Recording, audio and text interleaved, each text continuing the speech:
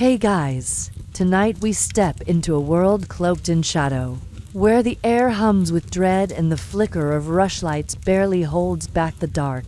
You're standing in a 14th century village, its muddy lanes winding past thatched huts, the scent of wood smoke and damp earth thick in your nose. The Black Death is coming, a specter that'll carve its name into history with a scythe of fever and fear. Picture yourself huddled by a crackling fire, the wind rattling the shutters as whispers of a far-off sickness creep closer. This isn't a ghost story, it's real, and the horror of what's coming might make your modern skin crawl. Honestly, with rats scurrying in the walls and no hand sanitizer in sight, you probably won't survive this unscathed. So, before you get comfortable, take a moment to like the video and subscribe, but only if you genuinely enjoy what I do here. Drop a comment with your city and the local time. I'm curious where you're listening from.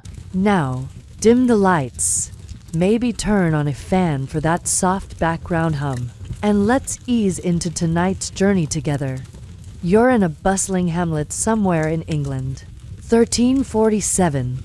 Where life's a grind of plowing fields and dodging the Lord's taxes. The world feels small, your neighbors, your church, your patch of barley, but it's about to be shaken by a plague born in distant lands. Rumors trickle in, carried by traders with wary eyes. A sickness in the east, maybe from the Mongol steppes, or bustling ports of Sicily, where whole towns are dying. You're leaning over a fence, listening to a peddler describe bodies piling up in Messina, their skin blackened by strange swellings. Mainstream history pins the Black Death start to the bacterium Yersinia pestis, spread by fleas on rats, hitching rides on trade ships. It's a silent killer, and you don't even know it's coming. Here's a quirky tidbit. Some villagers believe the plague's a curse from a comet spotted last year. Its fiery tail a sign of God's wrath. You're squinting at the night sky, wondering if the stars are angry or if the peddler's just spinning tales to sell more charms. Historians still argue whether these celestial omens fueled panic or were just scapegoats for a world without answers. Either way, you're clutching a sprig of rosemary, a local protection that smells nice but won't save you. The village hums with unease. You're chatting with your neighbor, Agnes, who's heard the sickness strikes fast: fever, chills, then grotesque lumps called buboes swelling in the neck or groin. You're trying to laugh it off, but her eyes are wide, and the ale in your hand tastes sour. The church, always looming like that sermon-heavy priest we met, calls for prayers to ward off doom, but you're not sure God's listening. You're walking home, passing the blacksmith hammering horseshoes, the kids chasing a stray dog, and you feel a chill that's not just the autumn breeze. Joke number 1. You thought your Wi-Fi dropping was a crisis? Try hearing about a plague when your best defense is a lucky rabbit's foot. Life hasn't stopped yet. You're still hauling water, mending nets, sharing bread with your family in a cramped hut where privacy's a dream, like that medieval hovel we visited. But the rumors grow louder. Ships docking in London, their crews half dead. Villages in Italy silent as graves. You're starting to notice folks avoiding strangers, eyeing travelers like they're carrying death in their packs. The local lord, safe in his manor, shrugs it off, demanding his rents as if the world's not teetering. You're grumbling with your mates, wondering why the rich always seem to skate free. The first signs creep closer. You're at the market, bartering for a sack of turnips, when a trader from a nearby town coughs a dry, hacking sound that makes everyone step back. His face is pale, his hands shaky, and you're wondering if it's just a cold or something worse. Joke number 2. Forget dodging spoilers online. Try dodging a cough when you don't know it's a death sentence. The village elders, with their gray beards and grim nods, mutter about sealing the gates. But it's too late. Trades your lifeline, and the world's too connected. Even then, you're lying awake, the straw mattress prickling your back, as your spouse snores softly. The fear's real now, a knot in your gut. You're thinking of your kids, your patch of land, the life you've scraped together. The Black Death's shadow is stretching toward you, and there's no running from it. You're not a hero, just a villager with a hoe and a prayer, caught in a story that'll outlive you. As you stare at the rafters, the world feels fragile, and you're wondering what you'll do when death knocks. For now, you pull the blanket tighter, hoping tomorrow's just another day of mud and toil. You're pushing through the chaos of a village market, the air thick with the stench of fish and the tang of fresh baked bread, as hawkers shout over the clatter of carts and the bleat of goats. It's a crisp morning in 1348, and the markets, your lifeline where you trade eggs for cloth, gossip with neighbors, and size up the latest news. But today, there's a new edge to the chatter. The plague's no longer a distant tale. You're clutching a basket, dodging elbows, as whispers of dead ports and cursed winds ripple through the crowd. The Black Death's shadow, that creeping dread we felt last night, is turning your bustling square into a stage for panic. And you're right in the middle of the mayhem. Mainstream history tells us that by 1348, the Black Death had hit Europe's shores, spreading from Italian ports to inland villages like yours. Carried by trade routes and unsuspecting travelers, you're eyeing a merchant from London, his cart piled with wool, wondering if he's brought more than goods. The plague's speed was relentless. Historians estimate it killed 30 to 50% of Europe's population in just a few years, turning markets from hubs of life to vectors of death. You're haggling over a loaf, but your heart's not in it. Every cough in the crowd feels like a warning bell. Here's a quirky tidbit. Some traders are hawking plague cures, already amulets of St. Christopher, or vials of rose water, claimed to fend off the sickness. You're tempted to buy one, fingering the coin in your pocket.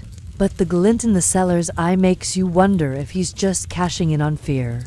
Historians still argue whether these charms were desperate faith or shameless scams.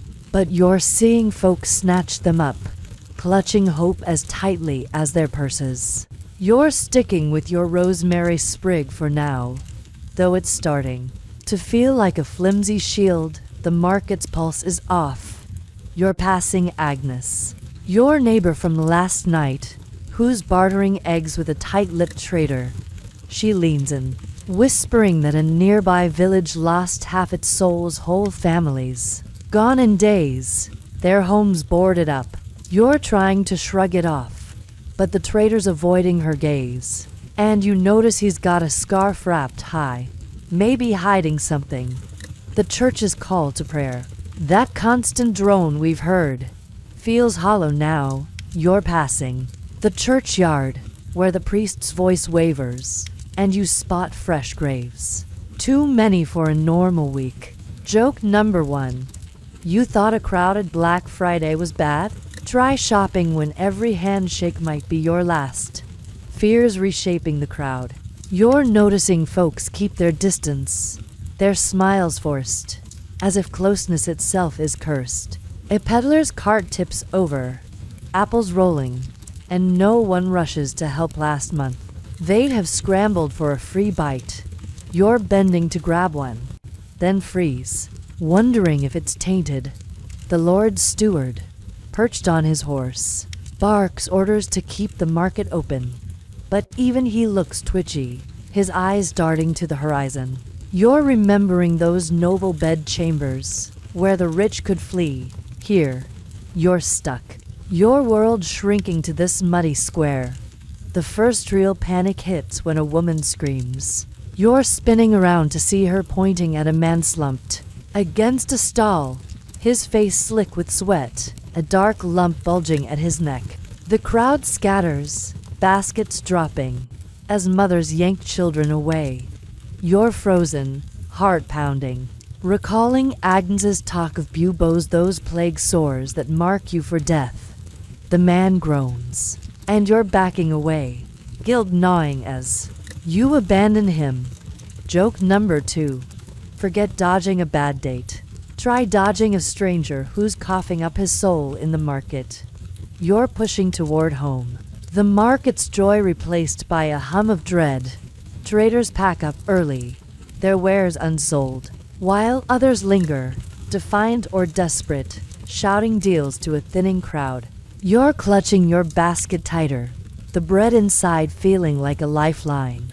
The church's bell tolls, calling for evening prayers, but fewer answer now, as if God's turned his back. You're thinking of your family, waiting in that cramped hut, and wondering how to shield them when death's already here, hiding in the folds of a merchant's cloak, or the dust of the road as you leave the square. The market's chaos lingers in your bones. You're carrying more than goods, a weight of fear, a flicker of hope, and the grim certainty that your world's changing. The Black Death isn't a rumor anymore. It's a guest in your village, and you're not sure who it'll claim first. You're hurrying home, the path familiar but the future unknown, praying your rosemary and your wits are enough to face what's coming. You're hurrying along a muddy village path, the evening chill seeping through your cloak as the scent of damp straw and distant fires clings to the air. Your basket from the market, that chaotic square we left behind, swings heavy with bread, but your mind's on the man who collapsed. His swollen neck and fevered eyes burned into your memory. Back home, in your cramped hut, the plague's first victim is closer than you feared. Your neighbor's cousin, Watt, lies shivering on a straw pallet, his groans cutting through the night. You're standing at his door, heart pounding, as the Black Death's gruesome reality sinks in, and you're about to witness its agony up close. Mainstream history tells us that the Black Death, caused by Yersinia pestis, struck with terrifying symptoms, high fever, chills, and buboes, painful, egg-sized swellings in the armpits, groin, or neck that often turned black as the body fought a losing battle. You're watching Watt clutch his side, his skin slick with sweat, as his wife, Marjorie, dabs his forehead with a rag. Historical records estimate that 70 to 80% of those infected died within days, some in as little as 48 hours, and you're seeing why Watt's eyes are glassy, his breath ragged, and the hut feels like a tomb already. Here's a quirky tidbit. Some villagers believed rubbing a live chicken on the buboes could draw out the plague's poison, a remedy as desperate as it sounds. You're catching Marjorie muttering about trying it, her hands trembling as she eyes the hen clucking in the corner. Historians still argue whether such folk cures were acts of faith or frantic grasps at hope in a world without medicine. You're skeptical, but you're also gripping that rosemary sprig from the market, wondering if anything can stop this horror. The hut's a scene of quiet panic. You're helping Marjorie fetch water, your hands shaking as you avoid brushing against Watt. The plague's symptoms are relentless. His buboes weep pus, his fever spikes, and he's coughing blood now, a sign the disease has turned pneumonic, spreading through breath alone. You're pulling your cloak over your mouth, remembering the market's fleeing crowd, and wishing you could run, too. The church, always looming like that sermon we heard, offers only prayers. But you're noticing the priest hasn't visited. Word is he's barricaded in his rectory, leaving you to face this alone. Joke number 1. You thought a flu shot was a hassle. Try praying over a dying man when the priest's hiding under his bed. Watt's family is unraveling. You're seeing Marjorie's face, etched with fear and exhaustion, as she tends him, knowing she might be next. There to boys huddle in a corner, too young to grasp why their father's moaning, but old enough to sense the dread. You're trying to comfort them, offering a crust of your market bread, but their eyes are fixed on what, and you're choking back your own terror. The village is starting to whisper about cursed houses, and you're wondering if stepping into this hut has marked you, too, like that trader's cough in the market square. The plague's cruelty isn't just physical. You're watching Wat deliriously beg forgiveness for old sins, a debt unpaid. A fight with his brother convinced God's punishing him. The church's teachings, like those sin-obsessed trance, weigh heavy, making victims feel damned as they die. You're murmuring reassurances, but your words feel hollow against his pain. Outside, neighbors pass by quickly, their glances wary, and you're realizing the plague doesn't just kill, it isolates, turning friends into strangers. You're remembering those noble bedchambers, where the rich could flee.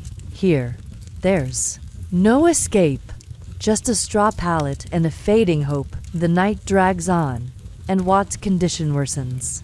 You're helping Marjorie change his sweat-soaked tunic, wincing at the stench of decay that no amount of lavender can mask.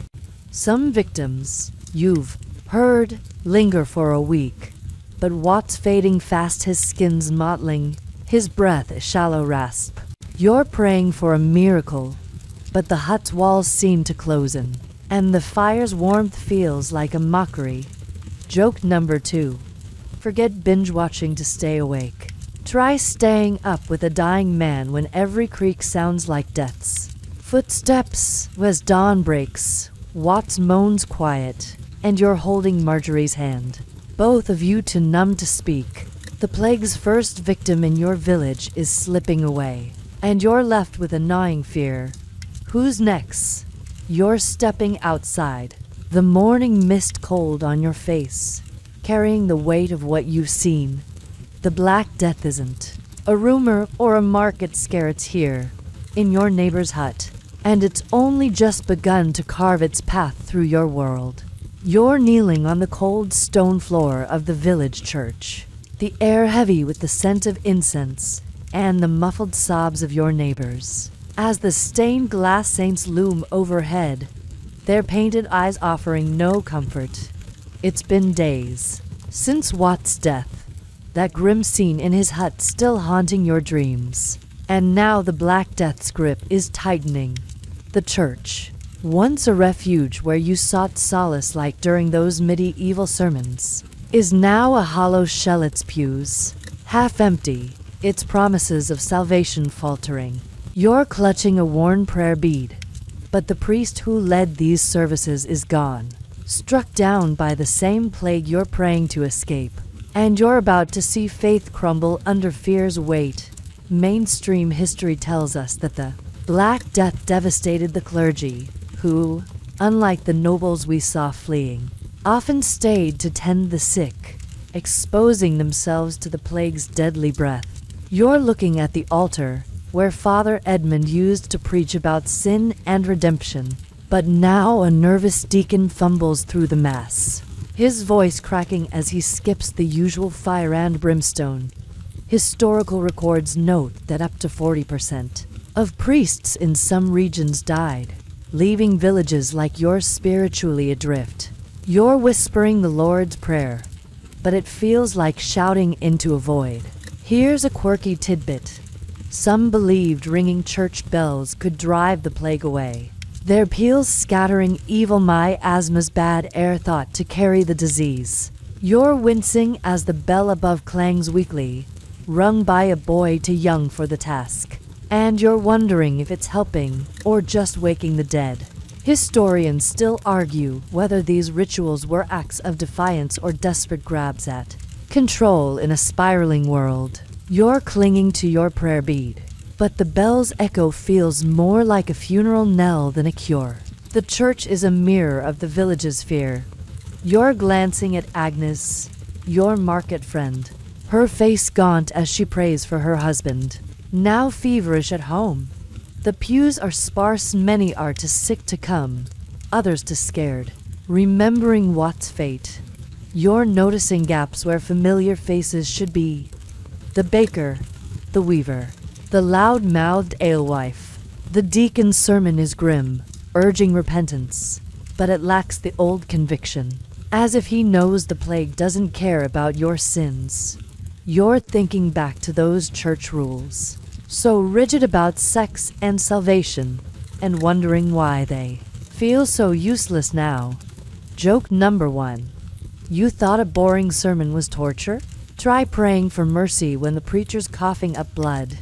The community's unraveling.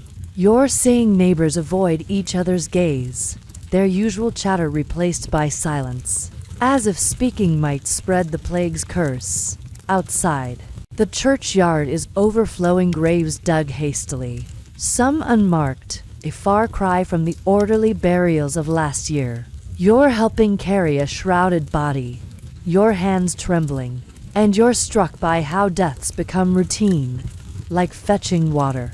The church's promise of heaven feels distant when the ground's swallowing everyone you know. You're recalling those noble bed chambers, where the rich could barter for safety. Here, even the priest couldn't buy his way out. Fear twists faith itself. You're hearing whispers that the plague's God's wrath, punishing a sinful world maybe for greed, lust, or that time you snuck an extra ale. The deacon doesn't deny it, his eyes darting to the door, and you're wondering if he believes it or just needs something to say. Some villagers are turning to relics, like a splinter of Saint Sebastian's bone, passed around for a coin. But you're skeptical, remembering those market amulets that failed Watt. You're clutching your bead tighter, but doubt's creeping. In a shadow darker than the plague's, the service ends, and you're stepping into the churchyard, where a widow weeps over a fresh mound. You're offering her a nod, but words fail. How do you comfort someone when you're terrified? 2. The bell rings again, thin and tired, and you're thinking of Marjorie, Watt's wife, now nursing a cough of her own. Joke number 2. Forget dodging a bad boss. Try dodging a plague that's taken your priest, your hope, and half your street. The church was your anchor, but now it's sinking, and you're left to face the plague's next blow with only your prayers and a fraying thread of faith. As you trudge home, the village feels quieter, the church's spire a stark silhouette. Against the dusk, you're carrying the weight of a faith tested, a community fraying, and a fear that grows with every empty pew. The Black Death isn't just killing bodies, it's breaking spirits.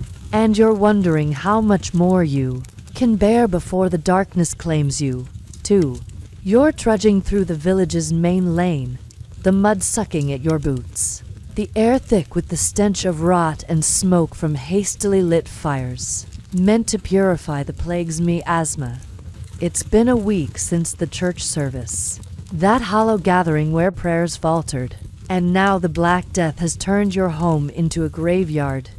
Huts stand silent, their shutters closed like eyes, and the once lively chatter of neighbors has dwindled to wails and whispers. You're clutching a rag to your face, stepping over a stray shoe left in the dirt, as the village becomes a tomb, and you're walking its haunted paths, seeing the plague's merciless hand reshape your world.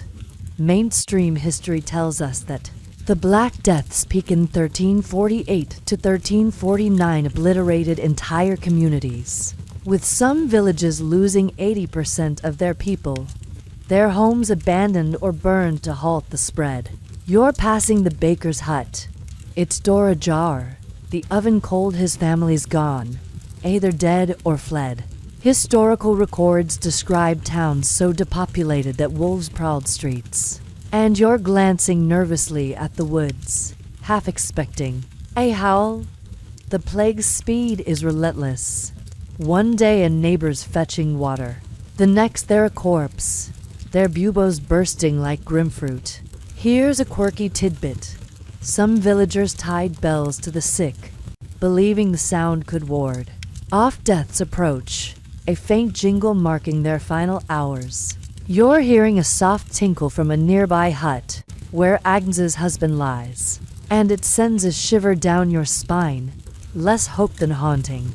Historians still argue whether these bells were comfort or cruel reminders of doom, but you're wishing you could unhear it, the sound blending with the wind's mournful sigh. You're gripping that rosemary sprig, now wilted, a relic of a hope that's fading fast. The village is a ghost of itself. You're passing the alehouse, its benches empty. The alewife's laughter silenced. She was buried yesterday, her grave one of many in the churchyard we saw overflowing. You're counting the shutters. Half the huts are dark, their families either dead or barricaded inside, like Marjorie, who's now feverish, her boys left to fend for themselves. The plague's symptoms, those fevered chills and black swellings we saw with Watt, are everywhere. You're spotting a man slumped by a fence, his neck bulging, ignored by passersby too scared to help. You're hurrying past, guilt gnawing, but survival's a stronger pull. The church's absence stings. You're remembering Father Edmund's fall, and now the deacon's missing, rumored to have fled or died. The church bells, once a constant, like those medieval sermons, are silent, and you're feeling adrift without their rhythm. Some villagers whisper of God's abandonment, a betrayal sharper than the plague's bite. You're passing a makeshift shrine, a candle, a cracked icon where someone's still praying. But it's a lone act, not the communal hope you once knew. You're thinking of those noble bed chambers, where the rich could hide. Here, there's no sanctuary, just the plague's shadow in every doorway, fears reshaping daily life. You're fetching water from the well, but the bucket's untouched. Folks avoid shared spaces, fearing the plague's breath, like that pneumonic cough we heard in Watt's hut. The Lord's manor looms on the hill, its gates barred, and you're bitter, recalling how nobles fled while you're left to face death's march.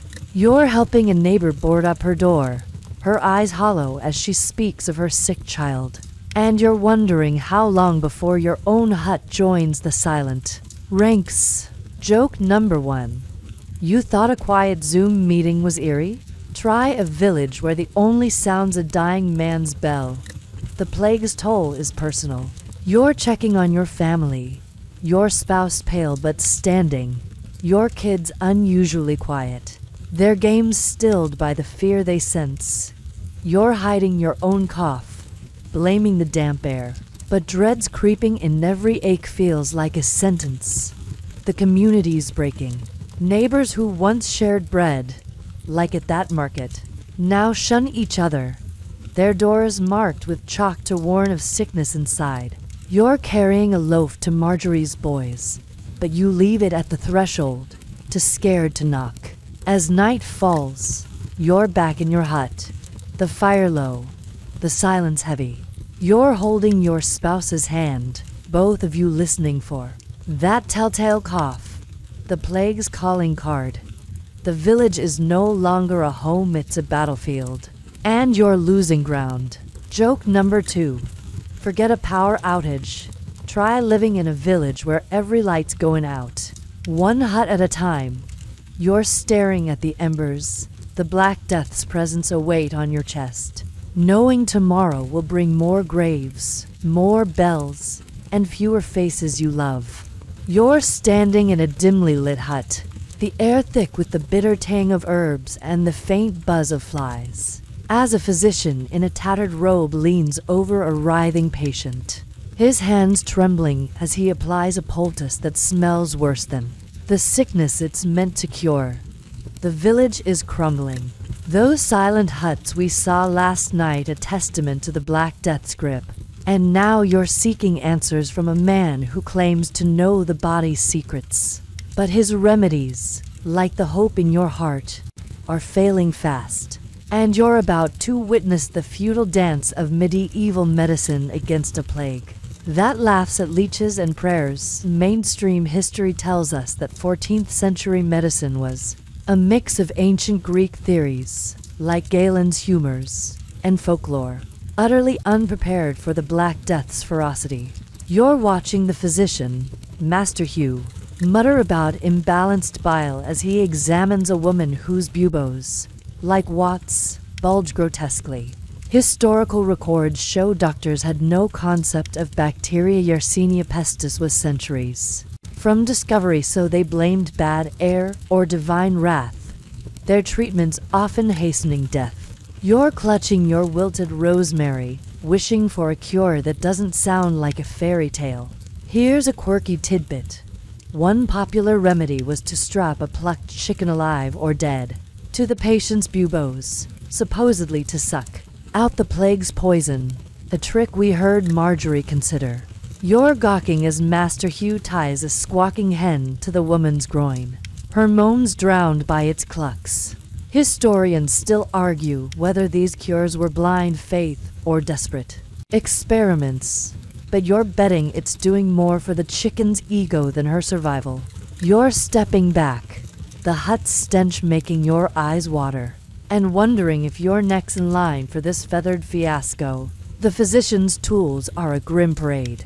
You're eyeing his table, jars of leeches, a knife crusted with blood, a vial of something he calls theriac, a pricey mix of herbs and viper flesh that's supposed to work miracles. He's bleeding the patient now, slicing her arm to release bad humors. But her face only grows paler, her breath weaker. You're remembering those medieval sex myths, where doctors spouted nonsense about conception. This feels just as absurd, and far deadlier. The church, always hovering like those sin-obsessed sermons, blesses these efforts but offers no better answers, leaving you to trust a man who's guessing as much as you are. Joke number 1. You thought a bad doctor's visit was rough. Try one where the cure's a snake smoothie and a prayer. The village's desperation fuels this madness. You're hearing neighbors beg Master Hugh for help. Some offer their last coins, others a chicken or a sack of barley. He's visited half the huts on your lane, each one darker than the last, like that tomb-like village we walked through. You're noticing his hands shake, his eyes darting to the door, and you're wondering if he's seen his own symptoms yet. The plague's pneumonic form, that bloody cough we saw with Watt, means he's as at risk as anyone, and you're keeping your rag tight over your mouth, just in case. The patient's family watches, their hope fading. You're standing with her husband, a tanner whose hands are rough from years of work, now useless as he pleads for her life. Their daughter, barely 10, clings to his leg, her eyes wide like Marjorie's boys in that first plague hut. You're offering a quiet word, but it's drowned by the woman's gasps and the physician's muttering about lunar phases.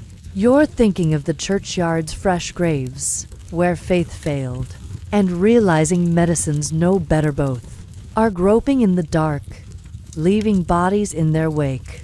The remedies keep coming, each more bizarre. You're watching Master Hugh burn lavender to cleanse the air, but the smoke only chokes the room.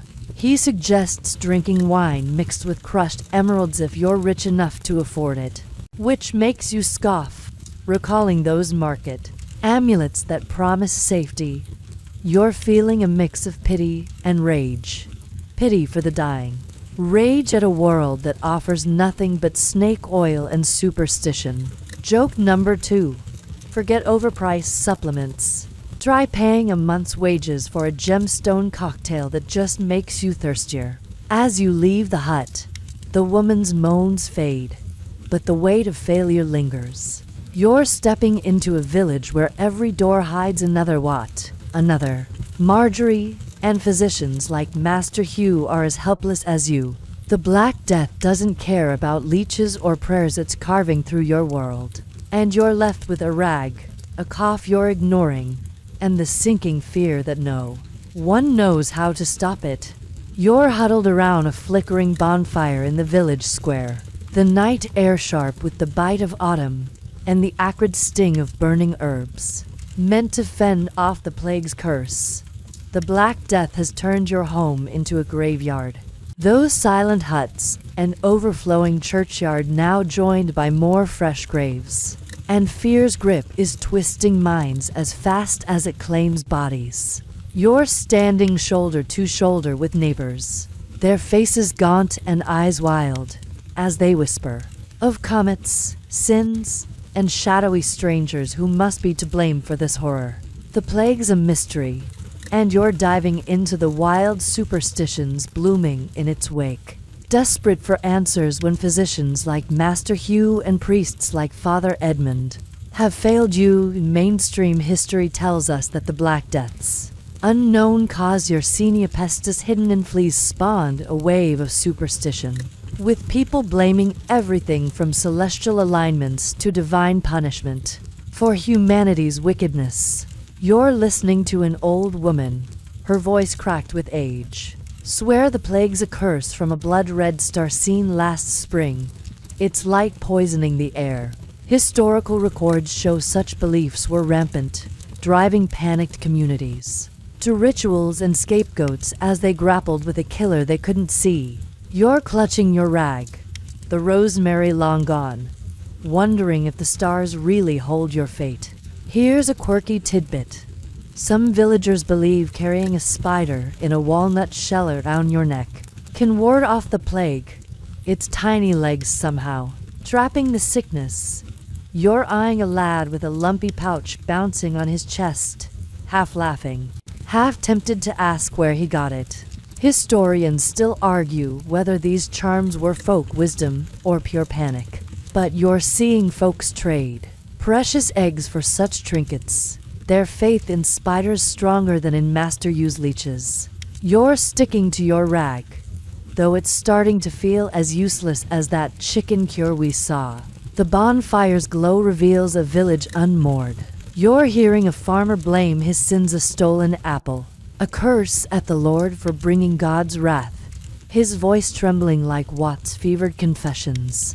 The church, that looming force we've met, fuels this guilt, its sermons about sin and punishment, like those we heard, now echoing in every heart.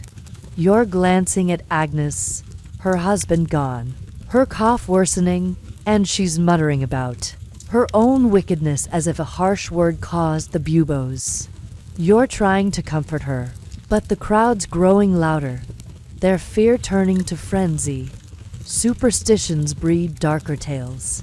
You're catching whispers of plague spreaders, travelers, or outcasts accused of poisoning wells with cursed powders. You're remembering the market's wary glances at that London trader, and now the crowd's pointing at a ragged peddler, his foreign accent marking him as suspect. You're uneasy, knowing he's just a man, but fear's logic is cruel, and you're seeing torches raised, voices shouting for justice. It's a far cry from the community that shared bread, like at that bustling market, now fractured by dread. Joke number 1. You thought internet conspiracies were wild. Try dodging a mob that thinks a stranger's cloak holds death itself. The church's absence makes it worse. You're noticing the deacons still missing. The church bells silent since that hollow mass, and without their guidance, superstition fills the void. Some villagers are burning their clothes, believing the plague hides in fabric, while others rub their skin with vinegar, their faces puckered but hopeful. You're tempted to try the vinegar, recalling Master Yu's lavender smoke, but you're skeptical nothing's worked yet. Not bells, not chickens, not prayers. You're standing closer to the fire, its heat a fleeting comfort against the chill of a world gone mad. The night turns uglier. You're watching the crowd surround the peddler, his pleas lost in their shouts, and you're torn step in and risk their wrath, or stay silent and safe. You're thinking of Marjorie's boys, now orphans, and wondering if this madness will Spare them or mark them next. The old woman's still blaming the stars. But you're starting to think the real curse is fear itself, turning neighbors into enemies. Joke number 2. Forget dodging a bad rumor. Try dodging a village that thinks your shadow's a plague-bring. As the fire dies, you slip away. The mob's cries fading, but the weight of their fear clinging to you. You're heading home, past huts dark with death, carrying a new dreadnought. Just of the plague, but of what it's making you all become. The Black Death's killing more than bodies. It's unraveling the ties that held your village together. And you're left wondering if anything stars, spiders, or prayers can save you from the darkness spreading within. You're trudging up the hill toward the Lord's manor, its stone walls looming against a gray sky, the air sharp with the scent of wet grass, and the distant smoke of village fires. The Black Death has turned your world upside down. Those silent huts and mob-fueled fears from last night's bonfire still gnawing at your mind. And now you're seeing the stark divide between those who can flee and those who can't. The nobles, with their wealth and horses, are slipping away, leaving you and your plague-ravaged village to face death's march alone. You're gripping a sack of grain, a meager offering for the Lord's steward, hoping for mercy. But you're about to learn that survival favors the powerful, and you're not one of them. Mainstream history tells us that during the Black Death, many nobles and wealthy merchants fled to rural estates or walled cities, seeking safety from the plague's urban spread, while peasants, tied to the land, had no such escape. You're watching a cart rumble past, piled with the Lord's furs and silver, his family's faces hidden behind curtains. Historical records note that this exodus left villages leaderless, their fields unworked and their people abandoned, as the elite prioritized survival over duty. You're feeling the sting of betrayal. Your muddy boots a far cry from the Lord's polished saddle. Here's a quirky tidbit. Some nobles carried pomanders, silver balls stuffed with cloves and amber, believing the scent could shield them from the plague's miasma. You're catching a whiff of spice as the cart passes, and you're half jealous, half scoffing your rags no match for their fancy trinkets. Historians still argue whether these pomanders were status symbols or genuine hopes, but you're betting they're as useless as the spider in a shell charm we saw at the bonfire. You're tightening your grip on the grain sack, wishing for a horse to carry you away. 2. The village below is a grim contrast. You're glancing back at the churchyard's swelling graves, where Agnes now lies beside her husband, her cough silencing her days after that firelit night. The huts are darker, the streets emptier. Marjorie's boys are with a neighbor, but you're hearing their feverish now. 2. The plague's relentless, its buboes and bloody coughs, like Watts. Agony, claiming lives faster than you can count. You're passing a woman weeping by her door, her husband carted off to a mass grave, and you're offering a nod. But your own fear keeps you moving. The Lord's flight feels like a slap wears the protection he swore in exchange for your labor. The manor's gate is barred, but you're let in by a nervous steward, his eyes darting like he expects the plague to follow. You're standing in the courtyard, where servants scurry to load more carts, their faces pale but unmarked by fever yet. The Lord's already gone, you're told, off to a distant estate, leaving orders to seal the manor and demand your grain despite the chaos. You're handing over the sack, your family's winter rations, and feeling a surge of anger, recalling those noble bedchambers where power shielded the rich. Here, you're just a peasant, expendable as the straw in your hut. Joke number 1.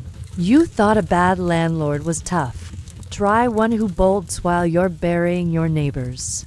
The steward's talk is grim. You're hearing that London's a charnel house, its streets piled with bodies. And even nobles aren't safe, some who fled still die. Their pomander's no match for the plague's reach, but their wealth buys time, space, clean water luxuries you can't afford. You're thinking of Master Yu's failed leeches, the church's silent bells, and the bonfire's wild accusations, all useless against this killer.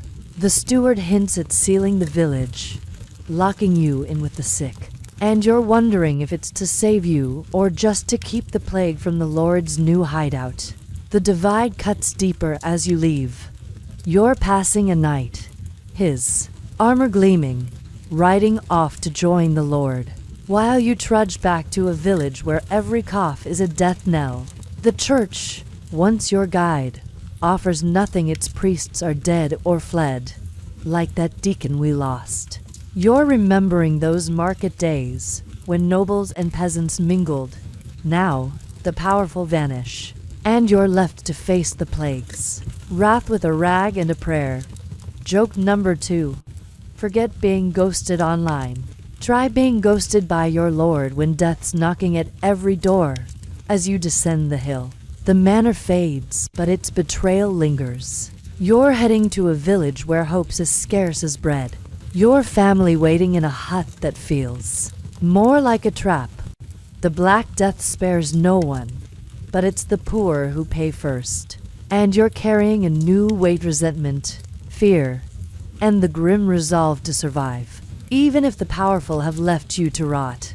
You're staggering through the village churchyard, the earth soft and uneven under your boots, the air heavy with the sour stench of freshly turned soil and the faint hum of flies. The Black Death has made this place its kingdom. Those silent huts and the Lord's betrayal, now joined by a new burden, the endless task of burying the dead.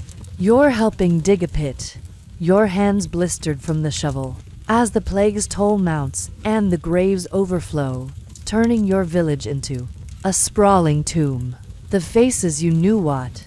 Agnes, countless others are gone, and you're grappling with the grim work of laying them to rest, a labor that's breaking your body and spirit. Mainstream history tells us that the Black Death overwhelmed medieval burial practices, with so many dying, sometimes half a village in weeks, that traditional rites collapsed, and mass graves became common. You're heaving dirt, sweat stinging your eyes, as the pit before you swallows dozens at once, their shrouds barely covering bloated limbs. Historical records describe cities like Florence digging trenches for thousands, and your village, though smaller, is no different. The churchyard we saw swelling is now a churned field of loss. You're praying you don't join them, but every ache feels like a warning. Here's a quirky tidbit. Some gravediggers tied bells to their belts, believing the jingle scared off death's spirit, a faint echo of the bells we heard on the sick. You're listening to your digging partner, Tom, his belt shimming with every thrust of his shovel, and you're half smiling, half shuddering at the eerie sound. Historians still argue whether these rituals were superstition or a way to keep spirits up. In a soul-crushing job, you're keeping your rag close, wishing a bell could drown out the grief clawing at your chest. The churchyard's chaos is relentless. You're piling bodies, neighbors, friends, a child no older than Marjorie's boys into the pit. Their faces gray, buboes stark against their skin, like Watt's final hours. The priest's absence, that void we felt in the church, means no last rites. You're muttering a prayer yourself, but it's rushed, the words lost in the shovel's scrape. The ground's too full for single graves, and you're working beside Tom and a handful of others, all that's left of the village's able-bodied. You're noticing their coughs, their pallor, and you're wondering how long before you're digging for each other. The village is fading around you. You're glancing at the huts, darker every day, and the manor on the hill, its gates still, barred since the Lord's flight. The plague's pace is merciless. Families vanish overnight, like Agnes's household, leaving only echoes of their lives. A dropped spindle, a forgotten hoe. You're thinking of the market's bustle, now, a distant memory, and the bonfire's wild fears, which seem tame compared to this reality. The church's teachings, those sermons about salvation, feel like cruel jokes when you're knee-deep in death, and you're fighting a surge of anger at a God who lets this happen. Joke number 1. You thought a tough workout was brutal. Try digging graves when every spadeful buries someone you loved. The gravedigger's task is more than physical. You're seeing Tom's eyes, red-rimmed, not just from exhaustion but from losing his sister yesterday. You're carrying your own losses, friends, neighbors, the village's heartbeat, and every body you lower feels like a piece of your world sinking. Some villagers shun you, fearing gravediggers carry the plague's taint, and you're feeling the sting of their glances, like those mob accusations at the bonfire. You're offering a shroud to a widow, her hands shaking as she wraps her son, and you're swallowing hard, knowing words can't ease her pain. The work never stops. You're digging past dusk, the torchlight casting shadows that make the pit seem alive, writhing with the dead. The plague's forms bubonic, pneumonic, don't discriminate, and you're haunted by the coughs you hear, like Marjorie's last breaths. Some bodies are carted from huts marked with chalk, a grim signal we'll see more of, and you're wondering if your own door will be next. You're remembering Master Yu's feudal leeches, useless as these pits against the plague's hunger. Joke number 2. Forget overtime stress. Try burying half your village when the other half's waiting to fall. As you stumble home, the churchyard's weight clings to you. You're washing your hands in icy water, but the smell of death lingers, and your family's face is still alive. For now feel like a fragile gift.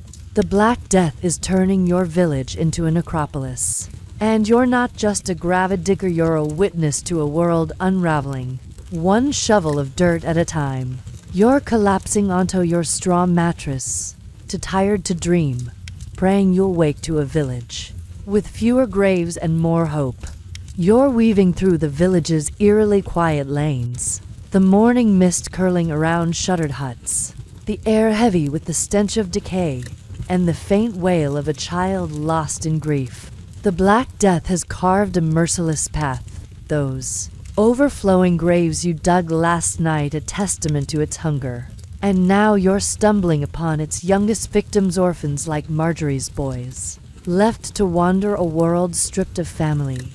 You're clutching a loaf of bread, your last from that long-ago market, as you approach a small figure huddled by a cold hearth, their eyes hollow with loss. You're about to comfort a child whose innocence is shattered, diving into the plague's cruel toll on the smallest and most vulnerable. Mainstream history tells us that the Black Death orphaned countless children, with entire families wiped out, leaving survivors to fend for themselves in villages gutted by death. You're kneeling beside young Jack, one of Marjorie's boys, his brother too sick to rise from their hut's straw. Historical records estimate that in some regions, up to a third of children lost both parents, forced into begging, labor, or the mercy of strangers. You're brushing dirt from Jack's face, his small hands clutching your sleeve, and you're feeling the weight of a world that's forgotten its youngest. Here's a quirky tidbit. Some orphans were given plague names, like Pestifer or Abandonata, grim labels meant to mark their survival as a miracle or a curse. You're whispering Jack's name, grateful he's spared such a title, but wondering if he feels cursed all the same. Historians still argue whether these names were common or rare exaggerations, but you're seeing the boy's haunted stare, and you're betting no name could capture his loss. You're offering him the bread, its crust hard but precious, wishing you had more than crumbs to give. The village is no place for a child now. You're glancing at the churchyard, its pit swallowing families whole, like Watts and Agneses. And the empty huts, their hearts cold since the plague sweep. Jack's alone because Marjorie and his brother succumbed. Their coughs joining the plague's grim chorus we heard in that first sick hut. You're guiding him toward your home, but the streets are perilous, stray dogs scavenge. And gaunt survivors, like those bonfire accusers, eye strangers with distrust. You're keeping Jack close, his small steps faltering, and you're wondering how to shield him when you're barely holding on yourself. The church's absence is a fresh wound.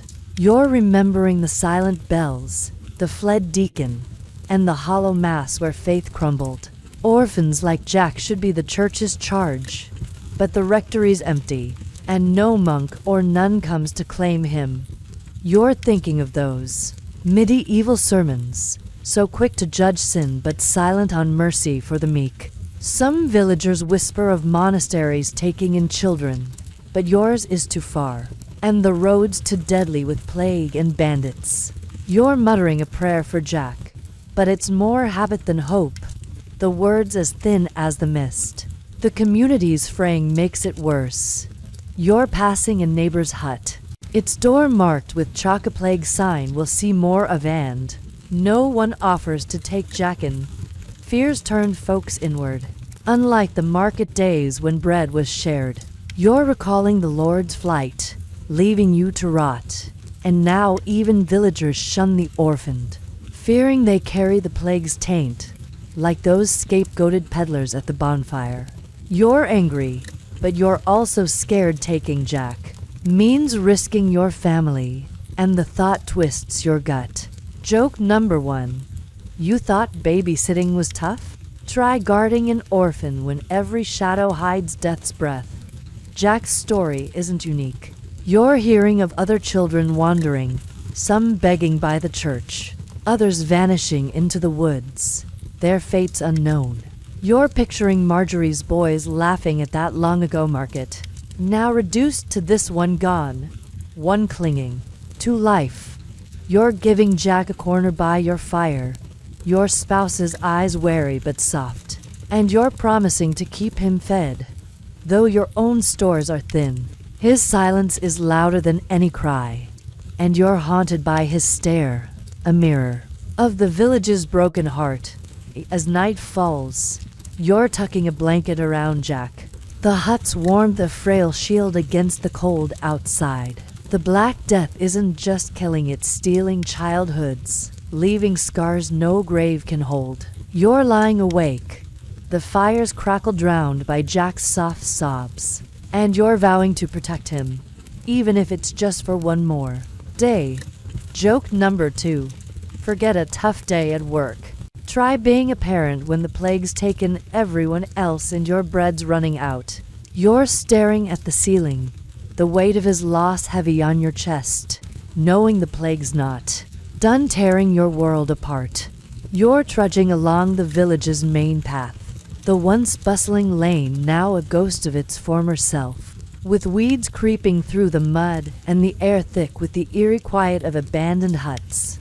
The Black Death has stripped away the market's vibrancy, leaving only the memory of that chaotic square and the weight of orphans like Jack, now shivering by your fire. Trade, the lifeblood that brought bread and news, has withered under the plague's shadow, and you're heading to the empty market square, hoping to barter what little you have left, a few eggs, a worn cloak for something to keep your family, and Jack alive. You're about to see how the plague's grip chokes commerce, turning abundance into scarcity and trust into fear. Mainstream history tells us that the Black Death crippled medieval economies, halting trade as ports closed, merchants died, and fear of infection kept survivors apart. You're standing in the square, where stalls once groaned with goods, now reduced to a handful of wary traders, their wares sparse and prices steep. Historical records show that trade routes, like those that brought the plague from Sicily, collapsed, with markets from London to Florence emptying as goods and trust vanished. You're clutching your eggs, their shells fragile as your hope, knowing a loaf now costs more than a week's labor. Here's a quirky tidbit. Some traders claimed plague-proof goods, like salt blessed by a hermit, could ward off the sickness if sprinkled on food. You're eyeing a grimy sack of salt. The traders grin too eager, and you're tempted, remembering the spider in a shell charm from that bonfire. Historians still argue whether these scams were cynical or born of desperation, but you're passing on the salt, sticking to your rag and a prayer that's growing thinner by the day.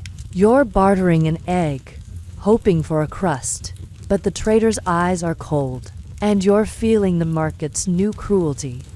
The square's a shadow of its past. You're remembering the market's roar, where Agnes haggled and peddlers sang now. It's just a few stalls, their owners masked with cloths, eyeing each other like they're the plague's next host. You're spotting a familiar face, the wool merchant from that first chaotic day. But he's gaunt, his cart half empty, and he's coughing, a sound that sends others scurrying. The plague's forms bubonic, pneumonic lurk in every breath, like Watt's bloody cough, and you're keeping your distance, guilt mixing with fear as you avoid his gaze. You're thinking of the Lord's flight, leaving you to this, and the churchyard's pits, swallowing trade as surely as lives. Commerce is dying with the people. You're hearing the trader mutter about ships rotting in harbors, their crews dead, and roads too dangerous for caravans. Bandits and plague make travel a gamble. The manor's gates, barred since the Lord fled, mean no grain from his stores, and you're bitter, recalling how your taxes fed his wealth. You're trying to trade your cloak, but the trader wants 3 eggs, not 1, and you're realizing hunger's as deadly as the plague. The church, silent since those hollow bells, offers no aid. Its tithes still demanded. Even now, you're cursing under your breath, the weight of those old sermons mocking your empty hands. Fear's reshaping every deal. You're noticing traders refuse coins from sick villages, fearing the plague hides in metal, and customers haggle from a distance, their voices sharp with mistrust. You're thinking of Jack, his small frame by your fire, and wondering how to feed him when eggs are gold and bread's a dream. A woman nearby trades a silver ring, her wedding band, for a sack of barley, her eyes wet but resigned. And you're struck by how the plague strips everything, even love's tokens, like those courtly ribbons we saw. You're offering your cloak again, but the trader shakes his head, and you're left with nothing but a sinking gut. The square's despair is personal. You're passing a stall where a boy, no older than Jack, begs for scraps, his parents gone, like Marjorie's. You're giving him an egg, your last, and his whispered thanks cuts deeper than the cold. You're remembering the market's joy, now replaced by this, a place of loss, not life. Joke number 1. You thought a bad grocery run was rough? Try bartering your last egg when the plague's turned bread into a king's ransom as you leave the square. The trader's cough echoes, and you're hurrying home, the empty basket heavy. The Black Death isn't just killing your neighbors, it's starving your village, choking the trade that kept you alive. You're thinking of Jack, your family, and the winter ahead, wondering if you'll survive on scraps and stubbornness. You're stepping into your hut, the fire's glow a frail promise, carrying the weight of a market that's died in a world that's forgetting how to live. You're standing in the village square, the air thick with the stench of smoke and fear, as a mob gathers, their torches casting jagged shadows on the cobblestones. The Black Death has turned your world into a wasteland of empty huts and overflowing graves. The market's collapse we saw last night, leaving hunger as cruel as the plague itself. Now, the church's wrath, that looming force we've felt since those sin-obsessed sermons. is fueling a darker madness. Scapegoats are being hunted, accused of spreading the plague with poisoned wells or cursed glances. You're clutching your rag, heart pounding, as you witness the village turn on outsiders, their fear twisting into violence. And you're caught in the crossfire of a community tearing itself apart. Mainstream history tells us that during the Black Death, desperate communities often blamed minorities or outsiders, particularly Jews, for the plague, accusing them of poisoning water or conspiring with the devil. You're watching a ragged traveler, the same peddler from that bonfire night, dragged forward by angry hands, his foreign cloak and accent marking him as guilty. Historical records detail horrific pogroms, thousands killed across Europe, from Strasbourg to Cologne, as mobs sought someone to punish for their suffering. You're stepping back, torn between fear and shame, knowing he's no more to blame than you are. Here's a quirky tidbit. Some believe the plague could be spread by evil eyes, a curse cast by a glance, leading villagers to shun anyone with a strange look or unfamiliar face. You're catching a woman hiss at the peddler, claiming his dark eyes brought death to her son. And you're chilled, remembering the spider charms and comet fears from that frantic bonfire. Historians still argue whether these accusations were religious zeal or raw panic, but you're seeing the mob's torches flare, and you're betting it's both, twisted by a church that's fanned the flames of guilt. You're keeping your head down, praying no one turns on you next. The church's role is undeniable. You're recalling those sermons where sin was a plague's cause, and now the mob's chanting about God's wrath, egged on by a rogue preacher who's taken the deacon's place. He's no Father Edmund, but his words burn, calling the peddler a servant of Satan who's poisoned the village's wells. You're thinking of the silent church bells, the empty rectory, and how the church's absence has let this poison spread, worse than the plague's pneumonic cough we saw with Watt. You're whispering a prayer, but it's drowned by shouts, and you're wondering if God's listening or if he's turned away. Like the Lord on his hill, the mob's fury is a mirror of the village's pain. You're seeing faces you know: Tom the gravedigger, the tanner's wife twisted by loss, their loved ones buried in those churchyard pits. The peddler's pleas are in a tongue you barely understand, but his terror needs no translation. And you're flashing back to Jack's haunted eyes, another victim of this merciless world. The crowd's blaming him for everything: the market's fall, Agnes's death, the orphans wandering like ghosts. You're tempted to speak up, but the memory of that bonfire's accusations stops you. Fear's a stronger chain than courage. You're recalling those noble bedchambers, where power shielded the guilty. Here, the powerless pay the price, the violence escalates. You're watching the mob tie the peddler's hands, their torches circling like wolves, and you're sickened, knowing this won't stop the plague's buboes or bloody coughs. The preacher calls for a cleansing, and you're hearing whispers of burning or drowning, punishments as old as the church's wrath. You're thinking of Marjorie's boys, now both gone, and wondering if this madness will spare Jack or mark him, too. The church's teachings, meant to save, are fueling death, and you're grappling with a faith that feels more like a blade than a bomb. Joke number 1. You thought a Twitter pylon was brutal? Try dodging a mob that thinks your eyes cursed. The village. You're edging away, the crowd's heat too close, but you're caught by a neighbor's glare, her finger twitching as if you might be next. The peddler's cries fade as they drag him toward the river, and you're turning home, guilt heavy as the graves you dug. You're remembering the market's shared bread, now a distant dream, and the bonfire's wild fears, now a deadly reality. The Black Death isn't just killing, it's birthing monsters, and you're wondering if you're one of them for staying silent. You're hurrying to Jack, your family, your hut, praying the mob's wrath doesn't follow as you slip into the shadows. The torch's glow lingers, a reminder of a village lost to fear. The church's call for justice has become a cry for blood, and you're carrying the weight of a world where innocence is no shield. You're stepping into your hut, Jack's small form by the fire, and vowing to protect him, even as the plague and its madness close in.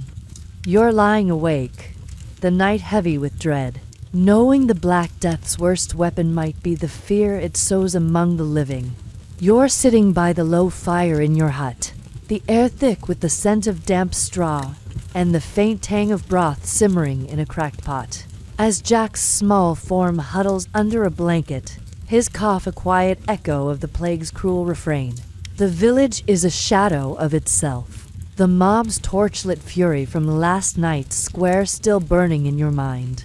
Alongside the graves you dug and the market's collapse, the Black Death has taken more than lives, it's left you alive, surrounded by loss, wrestling with a gnawing question.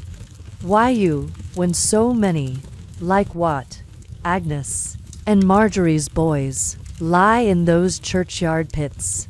You're grappling with survivor's guilt, a weight as heavy as the plague's shadow, and you're about to face the toll it takes on your heart in a world where living feels like a betrayal. Mainstream history tells us that the Black Death's staggering death toll up to 50% of Europe in some areas left survivors reeling, not just from grief, but from the psychological burden of outliving their loved ones. You're staring at the fire, its embers mirroring the village's fading pulse, and wondering what you did to earn this fragile life when others, stronger or kinder, didn't. Historical accounts describe survivors haunted by guilt, some turning to penance, others to despair, as communities like yours crumbled under loss. You're holding Jack's hand, his warmth a reminder of what's left, but your mind's heavy with the faces you've buried. Here's a quirky tidbit. Some survivors wore white armbands, a local custom to mark those spared by God, though it often drew suspicious glares from neighbors fearing they'd cheated death's due. You're touching your sleeve, tempted to tie a rag there, but Jack's cough and the mob's recent madness make you hesitate. Standing out feels dangerous. Historians still argue whether these markers were signs of gratitude or subtle boasts. In a world where survival was a mystery, you're keeping your rag in your pocket. Its familiar weight no comfort against the guilt clawing at you.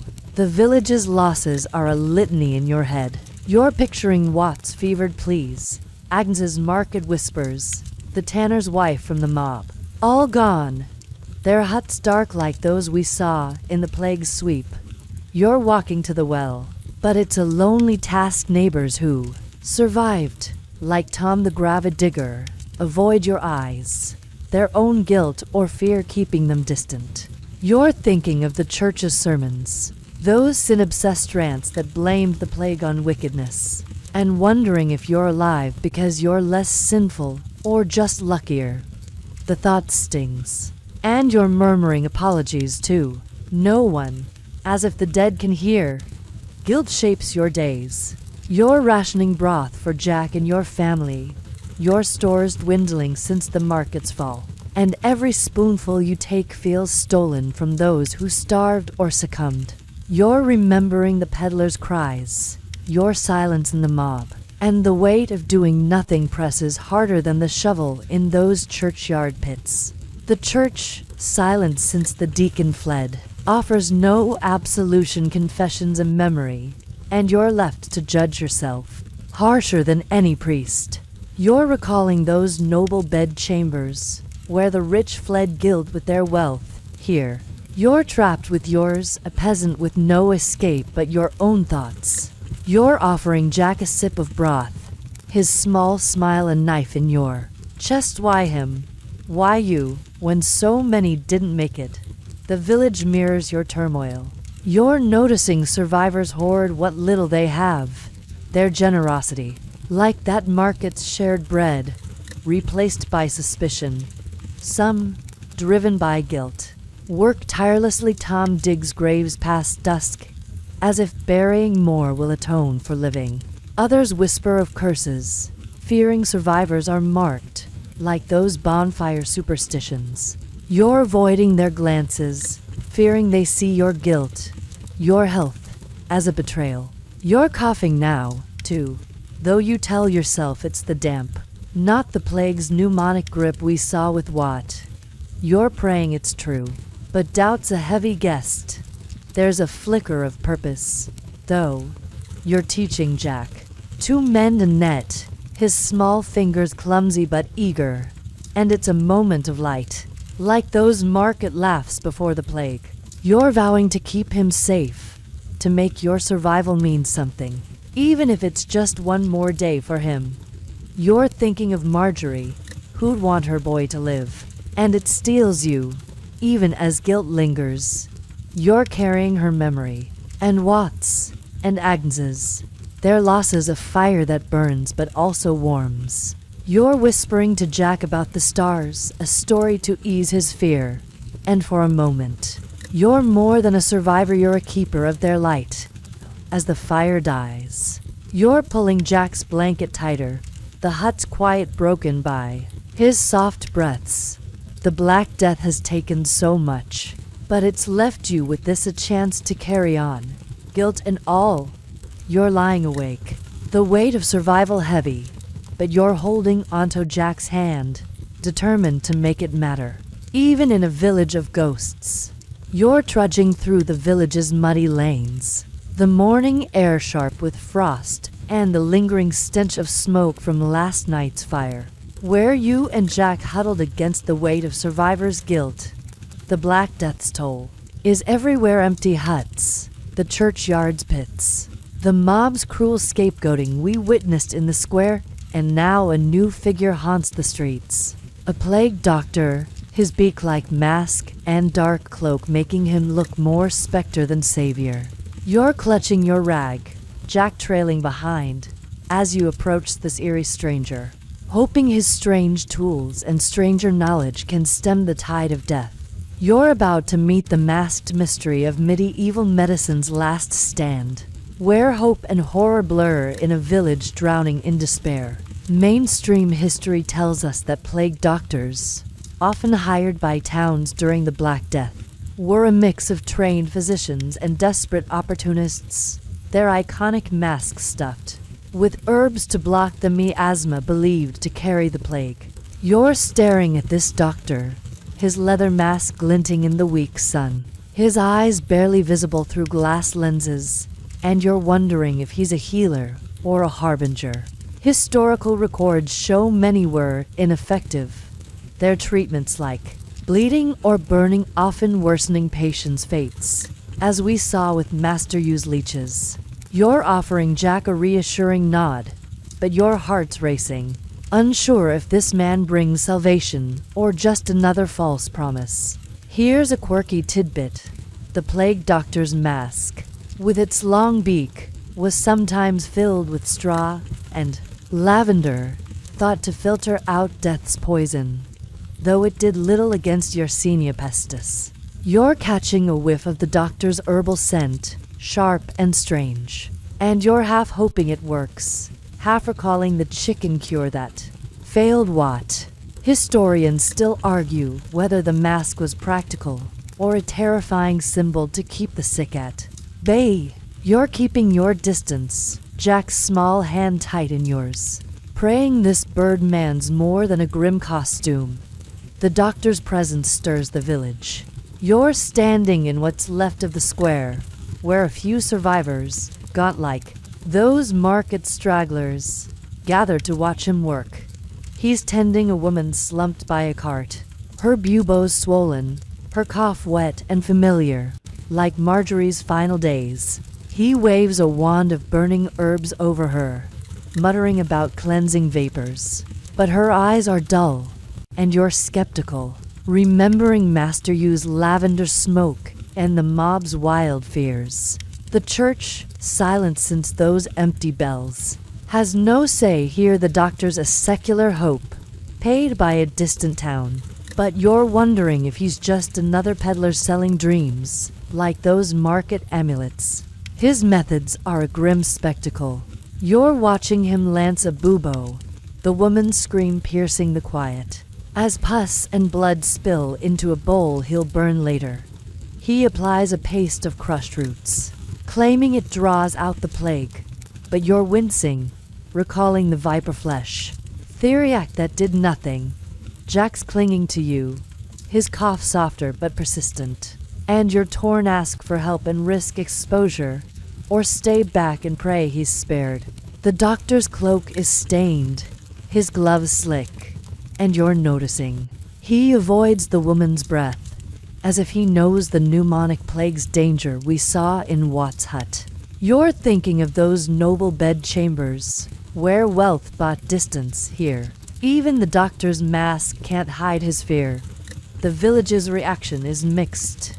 You're hearing a man, Tom the Gravidigger, scoff that the doctor's a fraud, his mask a trick to fleece the dying, while a widow clutches a rosary, swearing he cured her neighbor, though you're dubious, knowing rumors outrun truth.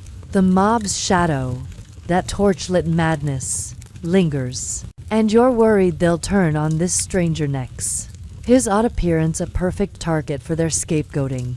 You're whispering to Jack to stay close, your own cough tickling your throat, and you're wondering if you're imagining it or if the plague's finally found you. You're recalling the churchyard's weight, the guilt of surviving, and now this masked figure feels like a last chance or a final taunt. There's a flicker of humanity, though. You're watching the doctor pause, offering the woman a sip of water, his gloved hand gentle despite the mask's menace. It's a small act, like your bread for Jack, and it softens the horror, reminding you of the village's lost kindness. You're stepping forward, heart pounding, to ask about Jack's cough, but the doctor's already moving to the next hut, his cloak a dark blur. You're left with a mix of hope and dread, the mask's mystery unsolved. You're hurrying home, Jack's hand warm, vowing to keep him safe, even if the doctor's just another ghost in a village of shadows. As you reach your hut, the doctor's silhouette fades, but his presence lingers, a symbol of a world grasping for answers. The Black Death laughs at masks and men, and you're carrying a new weight, the fear that even this strange savior can't stop the plagues. March. You're tucking Jack in, his cough a quiet warning, praying for a miracle in a world running out of them. You're barricaded inside your hut, the rough wooden door bolted shut, the air stifling with the scent of smoke and the faint mildew of straw as you huddle with Jack and your family, the Black Death's shadow pressing against the walls. The village is a wasteland, the plague doctor's masked figure from yesterday fading into the horror of empty lanes, and the mob's torchlit wrath we saw in the square. Now, a new cruelty grips you: quarantine, a desperate bid to trap the plague by sealing the living with the dying. You're clutching a rag, Jack's cough echoing in the dim light, as you face the terror of isolation, knowing the plague's knock could come for you next, and you're about to learn what it means to be caged by fear in a world already broken. Mainstream history tells us that during the Black Death, quarantine measures crude and brutal emerged as towns tried to contain the plague, often locking entire households in their homes, sick and healthy alike, with guards or marked doors to enforce the isolation. You're staring at the chalk cross on your door, scrawled by a trembling hand after Jack's cough was reported, a sign that traps you inside for 40 days, or until death claims you all. Historical records describe homes in cities like Venice, boarded shut, their occupants left to starve or succumb, and your village, though smaller, is no kinder. You're pressing your ear to the wall, listening for footsteps, praying no one hears Jack's rasp. Here's a quirky tidbit. Some believed painting a red circle around the chalk cross could ward off the plague's spirit, a faint hope born of the same superstitions we saw at the bonfire with spider charms and comet fears. You're eyeing a pot of berry juice, tempted to splash it on the door. But the memory of Master Yu's useless leeches and the plague doctor's herbal wand stops. Nothing's worked yet. Historians still argue whether these rituals were faith or folly. But you're clutching your rag tighter, wishing a circle could keep death at bay. You're whispering to Jack to stay quiet, his small frame curled against you, and wondering if you're protecting him or just delaying the inevitable. The hut's a prison. You're pacing the small space, the fire low to save wood, the broth pot nearly empty since the market's collapse. Your spouse checks the shutters, ensuring no one peeks in, while your kids, too young to grasp the stakes, fidget with a broken net. The plague's symptoms: buboes, fever, that bloody cough we saw with Wat haunt you, and Jack's worsening cough feels like a ticking clock. You're dosing him with watered-down ale, the only medicine left, but his eyes are glassy, and you're fighting panic, recalling Marjorie's final days in that first plague hut. The church, silent since those empty bells, offers no comfort, its prayers as useless as the chalk on your door. Isolation breeds dread. You're hearing muffled cries from other marked huts, neighbors sealed like you, their fates unknown. The village outside is a ghost town, the churchyard's pits, and the mob scapegoating a grim backdrop to this new trap. You're thinking of Tom the Gravedigger, wondering if he's still digging or if he's locked in, too. The Lord's Manor, barred since his flight, sends no aid, and you're bitter, recalling how nobles escaped while you're caged with death. You're rationing the last of your bread, Jack's portion smallest, to stretch it, and you're hating yourself for the math of survival.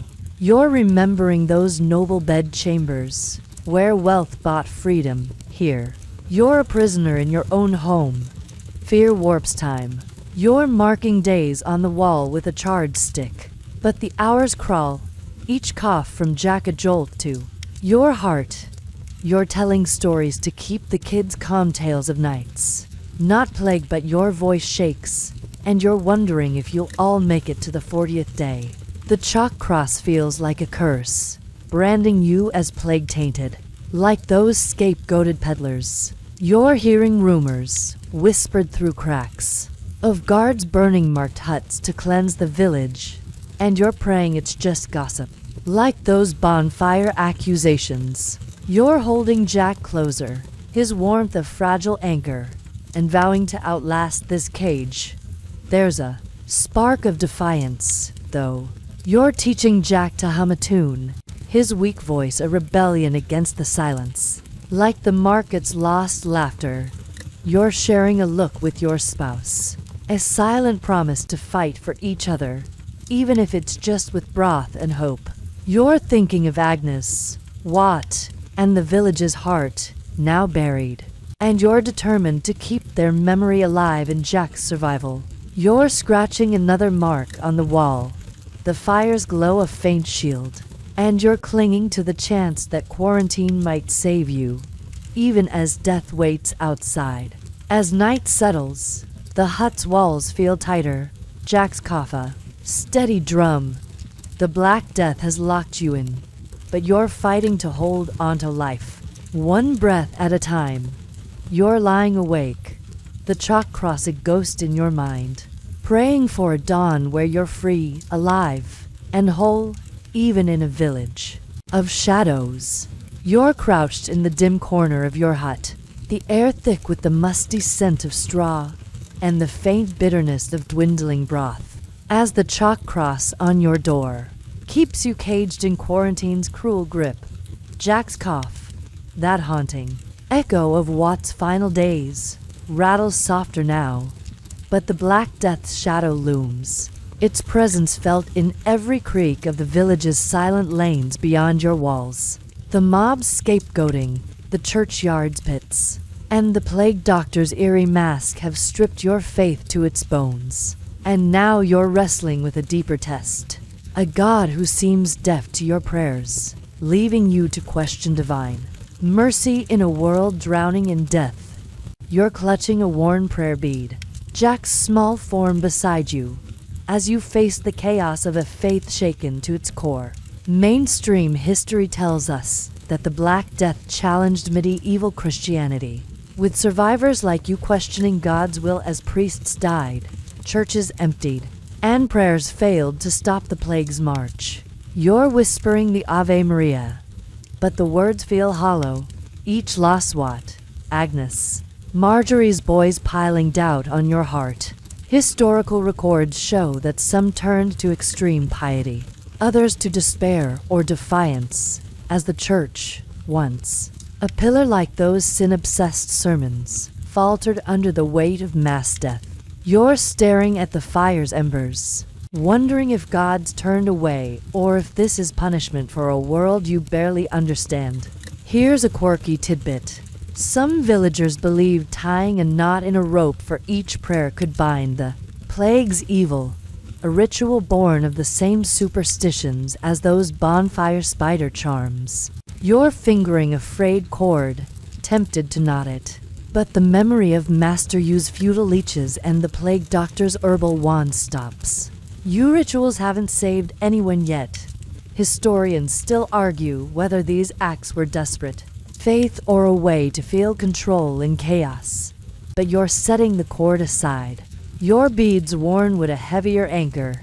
You're glancing at Jack, his cough easing, and praying it's a sign, not a trick. The hut's a crucible for your faith. You're surrounded by your family, their faces pale but alive, and Jack's small hand in yours feels like a miracle you don't deserve, echoing that survivor's guilt we felt. The church's absence stings those silent bells, the fled deacon, the empty rectory we saw leaving you to wrestle with God alone. You're remembering sermons that blamed sin, like those we heard, and wondering if your doubts are a new kind of wickedness. You're thinking of the mob's preacher, his cries of divine wrath, and you're rejecting his venom. But the question lingers. Why this suffering? And why now? You're murmuring a prayer, but it's more plea than praise. The village's chaos fuels your doubt. You're hearing muffled sounds through the walls, cries from other quarantined huts, the creak of a cart hauling bodies to those churchyard pits. The Lord's flight, that betrayal on the hill, mirrors a God who seems to have abandoned you, too. You're recalling the plague doctor's mask, a human effort where divine aid failed, and the bonfire's wild accusations, born of the same fear that's shaking your faith. You're wondering if the church's rules, so rigid about sin and salvation, were ever true, or if they're just stories to keep you in line. You're thinking of those noble bedchambers, where wealth dodged death. Here, even God seems to favor the powerful. Yet, faith's roots run deep. You're teaching Jack a hymn, his weak voice joining yours, and it's a defiance, like the market's lost laughter, or your vow to protect him.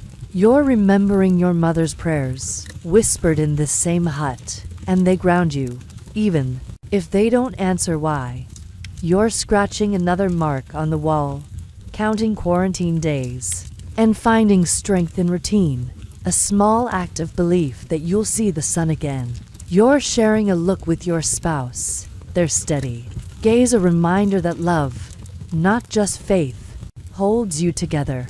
You're recalling those weaving room bonds, where women found strength. Here, it's your family's warmth that keeps doubt at bay.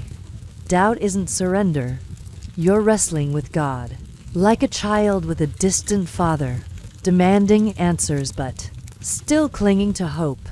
You're thinking of Jack's survival, fragile as it is, and seeing it as a spark of something divine, even if it's not the church's version. You're praying again, softer now, not for miracles but for courage.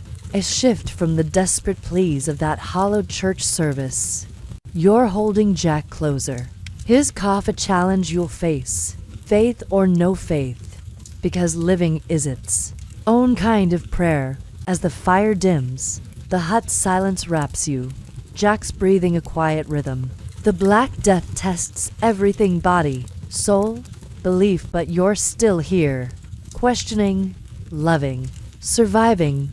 You're lying awake, the prayer bead warm in your hand, carrying a faith battered but unbroken, ready to face another day in a world where God's silence is louder than the plague's roar. You're stirring a thin broth over the hut's dying fire, the air heavy with the scent of boiled roots and the damp chill seeping through the walls. As Jack's cough, softer but stubborn, punctuates the quiet, the quarantine's chalk cross still traps you. That test of faith we wrestled with last night lingering like a bruise. And now you're watching your spouse tend to a neighbor's child, brought to your door after her mother succumbed in a marked hut nearby. The Black Death has made women the village's backbone, risking their lives to nurse the sick, feed the orphaned, and hold together a community fraying under plague and panic. You're handing Jack a bowl, marveling at the strength of these women, and you're about to see how their burden grows heavier in a world where death spares no one, but leans hardest on those who care. Mainstream history tells us that during the Black Death, women often took on critical roles as caregivers, stepping into the void left by dead or fleeing men, priests, lords, physicians like Master Hugh, despite societal norms that confine them to home and hearth. You're watching your spouse, her hands steady as she soothes the new child, her face etched with exhaustion yet resolute. Historical records note that women, especially widows and mothers, became nurses, midwives, and makeshift leaders. Their work uncelebrated but vital, saving lives at the cost of their own. You're feeling a mix of pride and fear, knowing each act of care brings her closer to the plague's grasp. Here's a quirky tidbit. Some women wore plague posies, small bouquets of rosemary and rue tucked into their aprons, believed to shield them while tending the sick. A nod to the herbal hopes we saw with the plague doctor's mask. You're noticing your spouse's posy, its leaves wilting like your old rosemary sprig, and you're hoping it's more than a pretty superstition. Historians still argue whether these posies were practical or just comforting rituals, but you're seeing her tuck it closer, a small defiance against the buboes and bloody coughs we've witnessed. You're stirring the broth, praying her strength outlasts the plague's hunger. The hut's a hub of care, despite its walls. You're helping your spouse wrap the new child in a blanket, her small frame shaking, her eyes wide like Jack's when you found him. The village outside is a ghost town, those churchyard pits, the mob's scapegoating. The markets collapse, but women like her are keeping it alive. You're thinking of Marjorie, who nursed her boys until her own cough took her, and Agnes, who shared bread before the plague claimed her. Your spouse is their echo, risking the plague's pneumonic spread, like Watt's deadly breath, to tend the living. You're marveling at her courage, a far cry from the Lord's flight or the church's silent bells we've mourned. The burden's crushing, though. You're seeing her hands, chapped from washing linens for the sick, her sleep stolen by night. Watches over Jack, and now this child. The church, once preaching women's submission in those sin-obsessed sermons, offers no thanks. Its absence leaves her to face death alone, like those scapegoated peddlers. You're recalling the weaving room bonds, where women shared strength. Here, she's a lone pillar, holding up a family and a village. You're fetching water, a small help, but you're haunted by the risk. Every fever she checks, every cough she soothes, could be her last. You're thinking of those noble bedchambers, where women's roles were ornamental. Here, they're the difference between life and death. The village leans on her kind. You're hearing whispers through the walls, other women, also quarantined, nursing their own sick, sharing herbs or broth through cracks. A quiet network defying the chalk crosses. You're picturing the tanner's wife, who faced the mob, now tending orphans. Her posy a badge of her resolve. The plague's taken Menton, the gravidigger's cough is worse. The stewards fled, but women are stepping into the gap. Their work unseen, but unyielding. You're offering your spouse a moment's rest, but she shakes her head, her eyes fierce. And you're in awe, even as fear tightens your chest. You're praying Jack's cough fades, not hers. There's a spark of hope in her strength. You're watching her hum to the children, a tune from market days. And it's a lifeline, like your hymns in that faith-tested night. You're sharing a look, her hand brushing yours, and it's a vow to survive together. Plague or no plague, you're thinking of the village's heart, battered but beating through women like her. And you're determined to honor it, even if it's just with broth and a fire. You're scratching another quarantine mark, the hut's warmth a fragile shield, and you're clinging to her resilience, a light in the dark. As the fire sputters, you're pulling blankets over Jack and the new child, your spouse's posy a faint scent of defiance. The Black Death may claim bodies, but it can't break her spirit. And you're carrying her strength, a beacon in a village of shadows. You're lying awake, her steady breath a prayer, vowing to fight for her as she fights for you all, even as the plague's knock grows louder. You're standing in the village's desolate square, the air sharp with the bite of early winter, and the faint stench of ash from a nearby pyre, where the dead are burned when graves run out. The quarantine's chalk cross still binds you, but a desperate errand fetching herbs for Jack's fading cough has drawn you out, past the silent huts and the women's tireless care we saw in your hut. The Black Death has broken the village, its churchyard pits, mob scapegoating, and empty market a grim litany, and now you're joining a ragged band of survivors, their faces gaunt with hunger and rage, demanding justice from a lord who fled and a world that's left you to die.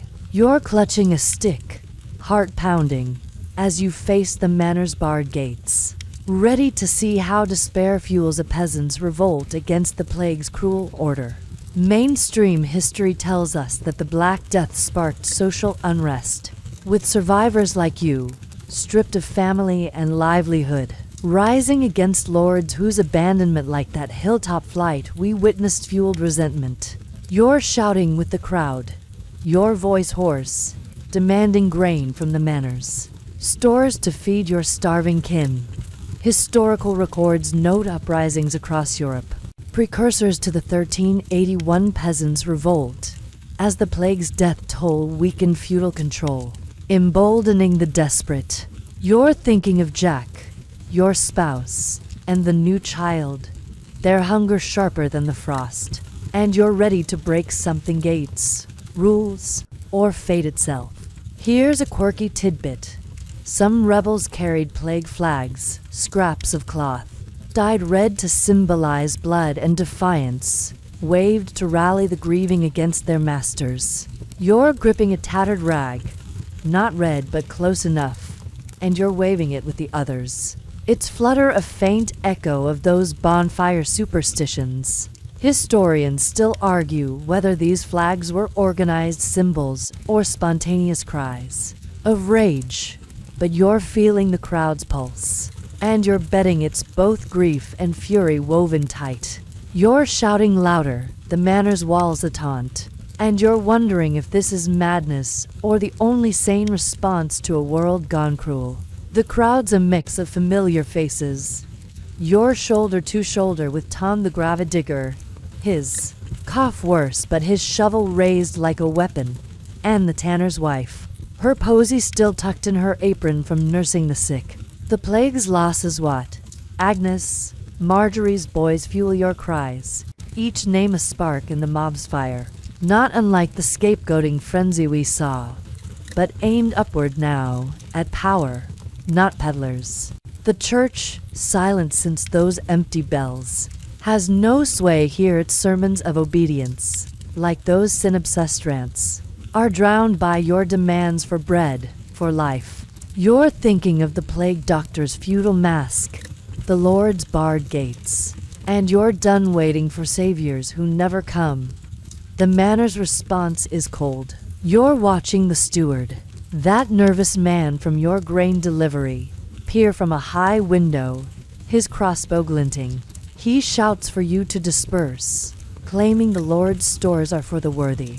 But you're roaring back, your stick banging the gate, joined by others wielding hoes and stones. You're recalling the market's collapse, where trade died, and the quarantine's trap, where you're caged with death.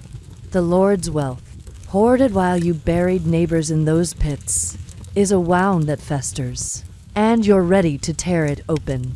You're thinking of those noble bed chambers, where power mocked the poor. Here, you're claiming your due, even if it's just a sack of barley. The revolt turns chaotic. You're shoving against the gate, its wood splintering as stones fly, and the steward retreats. Tom's shouting about burning the manor, his grief for his sister Ra, and you're torn. Join the destruction or hold back for Jack's sake.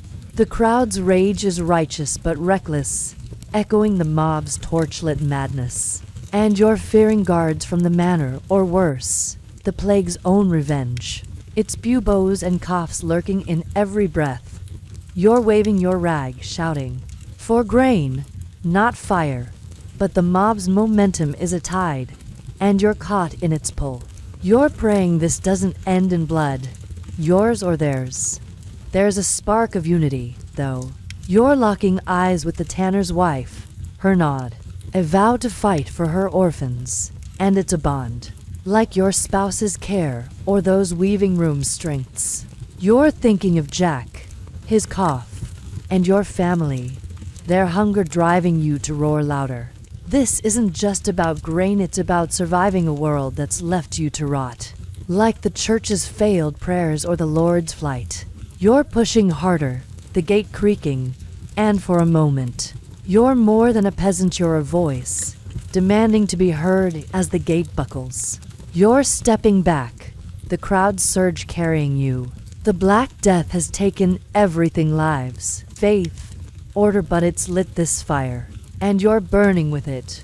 Rag raised, heart fierce, you're hurrying home, the manor's fate uncertain, carrying the weight of a revolt that might feed your family or doom you all. Ready to face whatever comes with Jack's hand in yours. You're hurrying back to your hut through the village's frost-bitten lanes, the air sharp with the tang of smoke from the manor's distant fires, where the revolt's chaos we left behind still echoes in your pounding heart. The Black Death has shattered your world-empty huts, churchyard pits, the mob's scapegoating. And now the peasants' desperate stand, and you're carrying a stolen sack of grain, a hard-won prize from the manor's breached gates. But the plague's terror lingers in more than bodies. It's seeping into the art of your time. Grim images that capture death's dance over a village like yours. You're pausing by the church, its walls etched with new carvings of skeletal figures, and you're about to gaze at how painters and poets wove the plague's horror into a haunting mirror of your pain. Mainstream history tells us that the Black Death inspired a wave of macabre art across Europe, from paintings to poems like the Dance Macabre, where death, a grinning skeleton, leads all kings, peasants, priests to the grave. You're tracing the church's carvings, their bony hands clutching the living, a stark reminder of Watts, buboes, and Agnes's cough. Historical records show that artists, grappling with the plague's toll up to 50% of Europe dead, crafted works to mourn, warn, and make sense of a world unmade. You're clutching the grain sack, Jack's cough waiting at home, and you're feeling the weight of these images, as if they're sketching your own fate. Here's a quirky tidbit. Some churches painted plague saints like Saint Sebastian, his arrow-pierced body a plea for protection, alongside skeletons to scare sinners straight. You're eyeing a faded Sebastian on the church door, his wounds eerily like the plague sores. And you're wondering if he's listening, or just another failed charm. Like the spider in a shell we scoffed at, historians still argue whether these artworks were devout or desperate, but you're shivering. The carvings grim dance too close to the graves you dug. You're whispering a prayer to Sebastian, half hoping, half doubting, as you shift the grain's weight on your shoulder. The church's art is a raw wound. You're stepping inside, where a new fresco looms, death dragging a priest, a lord, a child, their faces twisted in fear. It's no noble bedchamber tapestry, it's your village. From Marjorie's boys to the mob's scapegoated peddler, painted in stark lines. The church, despite its silent bells and fled deacon we mourned, uses these images to preach repentance, echoing those sin-obsessed sermons. But you're seeing only loss, not salvation. You're thinking of the plague doctor's mask, a human attempt to fight what art calls inevitable. And you're wondering if these paintings are truth or just another way to control the living. You're tracing a skeleton's grin, its eyes hollow like Jack's when you found him orphaned. The village echoes this art. You're passing a hut where a survivor, once a weaver, carves a wooden plaque of death's dance, her hands trembling, but sure, as if shaping her grief gives it meaning. You're hearing a bard in the square, his voice cracked, singing of a maiden claimed by a bony lover. The crowd's silence heavier than their old market cheers. These creations, like the revolts, red rags, are defiance proof the plague hasn't killed your spirit, even if it's taken half your world. You're clutching the grain tighter, its weight a lifeline for Jack, and you're vowing to live long enough to see beauty again, not just death's grim art. The fresco's power isn't just fear, it's memory. You're seeing Watt's face in the painted peasant, Agnes's in the woman, and you're choking back a sob. The churchyard's pits to fresh. The church wants you to repent, but you're repenting for surviving. That guilt we carried, not for sins. You're thinking of your spouse's posy, her care for the sick, and wondering if she'd be in this dance, too, if the plague takes her.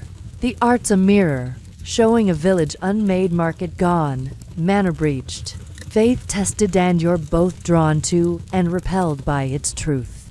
You're recalling those noble affairs, where love defied rules. Here, art defies death, even if it can't stop it. There's a spark of humanity, though. You're noticing a child's drawing in the dirt outside, a crude skeleton with a flower, as if even kids, like Jack, are wrestling with this horror through scratches in the earth. You're smiling, despite the ache, and it's a flicker of hope, like your spouse's hymns or the revolt's fleeting victory. You're thinking of the weaver, the bard, and you're vowing to tell Jack these stories, to keep the village's heart alive, even if it's just in words. You're stepping away, the fresco's weight heavy, but the grain sack's heavier, a promise to fight for life, not just mourn it. As you head home, the church's carvings fade, but their dance lingers, a grim song of loss and defiance. The Black Death paints its own art in your village's scars, but you're carrying a spark of resistance, ready to feed Jack and face another day, even under death's watchful grin. You're huddled in your hut, the air thick with the scent of stale broth and the faint dampness of straw, as the quarantine's chalk cross keeps you locked in. The grim frescoes of death's dance from the church still haunting your thoughts.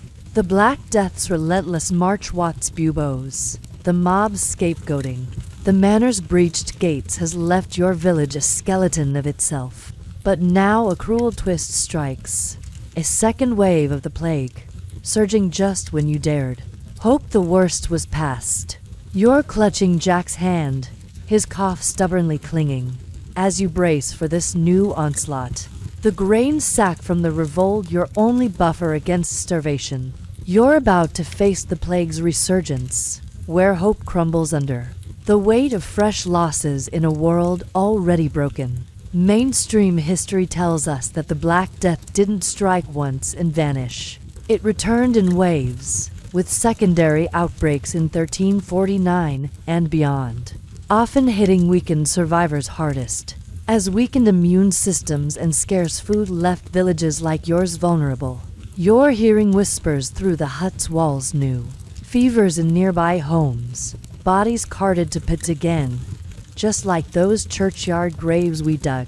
Historical records note that these later waves, though less deadly than the first, crushed morale, killing hopes as much as people. You're checking Jack's forehead, his skin cool but his cough persistent, and you're praying this wave spares him, even as fear claws at your chest. Here's a quirky tidbit. Some villagers believed rubbing onions on their skin could repel the plague's second coming, claiming the sharp smell confused death's spirit. You're sniffing a half-rotted onion from your stores, tempted to try it. But the memory of the plague doctor's herbal mask and Master Yu's leeches stops you. Nothing has held the plague back yet. Historians still argue whether these remedies were desperate folklore or a way to mask the stench of decay. But you're tossing the onion aside, sticking to your rag and affraying hope. You're glancing at your spouse, her posy still tucked in her apron, and wondering if her strength can outlast this new terror. The hut's a fragile sanctuary. You're rationing the grain, its coarse flour barely enough for thin gruel, while the new child, rescued by your spouse's care, whimpers in her sleep. The second wave's symptoms are familiar fever, buboes, that bloody pneumonic cough we saw with Watt, and you're hearing them again, closer now, in a neighbor's hut across the lane. You're thinking of Tom the gravidigger, whose cough worsened during the revolt, and you're dreading news he's gone, his shovel stilled. The church, silent since those empty bells, offers no solace. Its saints, like the painted Sebastian, are as useless as the chalk on your door. You're murmuring a prayer, but it's more reflex than faith. Your doubts from that tested night still raw. The village is buckling anew. You're catching snippets through the shutter's cries, the creak of a death cart, the faint wail of another orphan like Jack. The revolt's brief triumph, that sack of grain, feels hollow when the plague's back, its hunger undimmed. You're remembering the mob's scapegoating, the manners fall, and now this wave feels like punishment, as if the church's wrathful God, from those sin-obsessed sermons, is doubling down. You're wondering if the Lord, safe in his distant estate, faces this, too, or if wealth, like those noble bedchambers, shields him still. You're stirring the gruel, your hands shaking, and you're hating the plague for making every breath a gamble. Fear reshapes your small world. You're checking your family for signs, your spouse's tired eyes, your kid's quiet hunger, Jack's stubborn cough, and every twinge feels like a sentence. You're scratching another quarantine mark, the days blurring, and you're fighting despair, recalling the survivor's guilt that weighed you down. The new wave's cruelty is its timing just when you thought Jack might pull through. When the grain gave you a flicker of hope, the plague strikes again, as if mocking your defiance. You're thinking of the frescoes, death's dance claiming all, and you're wondering if you're next in its grim parade. You're holding Jack closer, his warmth a fading spark, and vowing to fight, even if it's just for one more day. There's a stubborn spark, though. You're sharing the gruel, your spouse's steady hand portioning it out, her care a beacon like those women's burdens we saw. You're telling Jack a story, a half-remembered tale from market days, and his faint smile is a victory, like the revolt's fleeting roar. You're thinking of the village's heart, Marjorie's care, Agnes's bread, and you're determined to keep it beating, even in this second wave.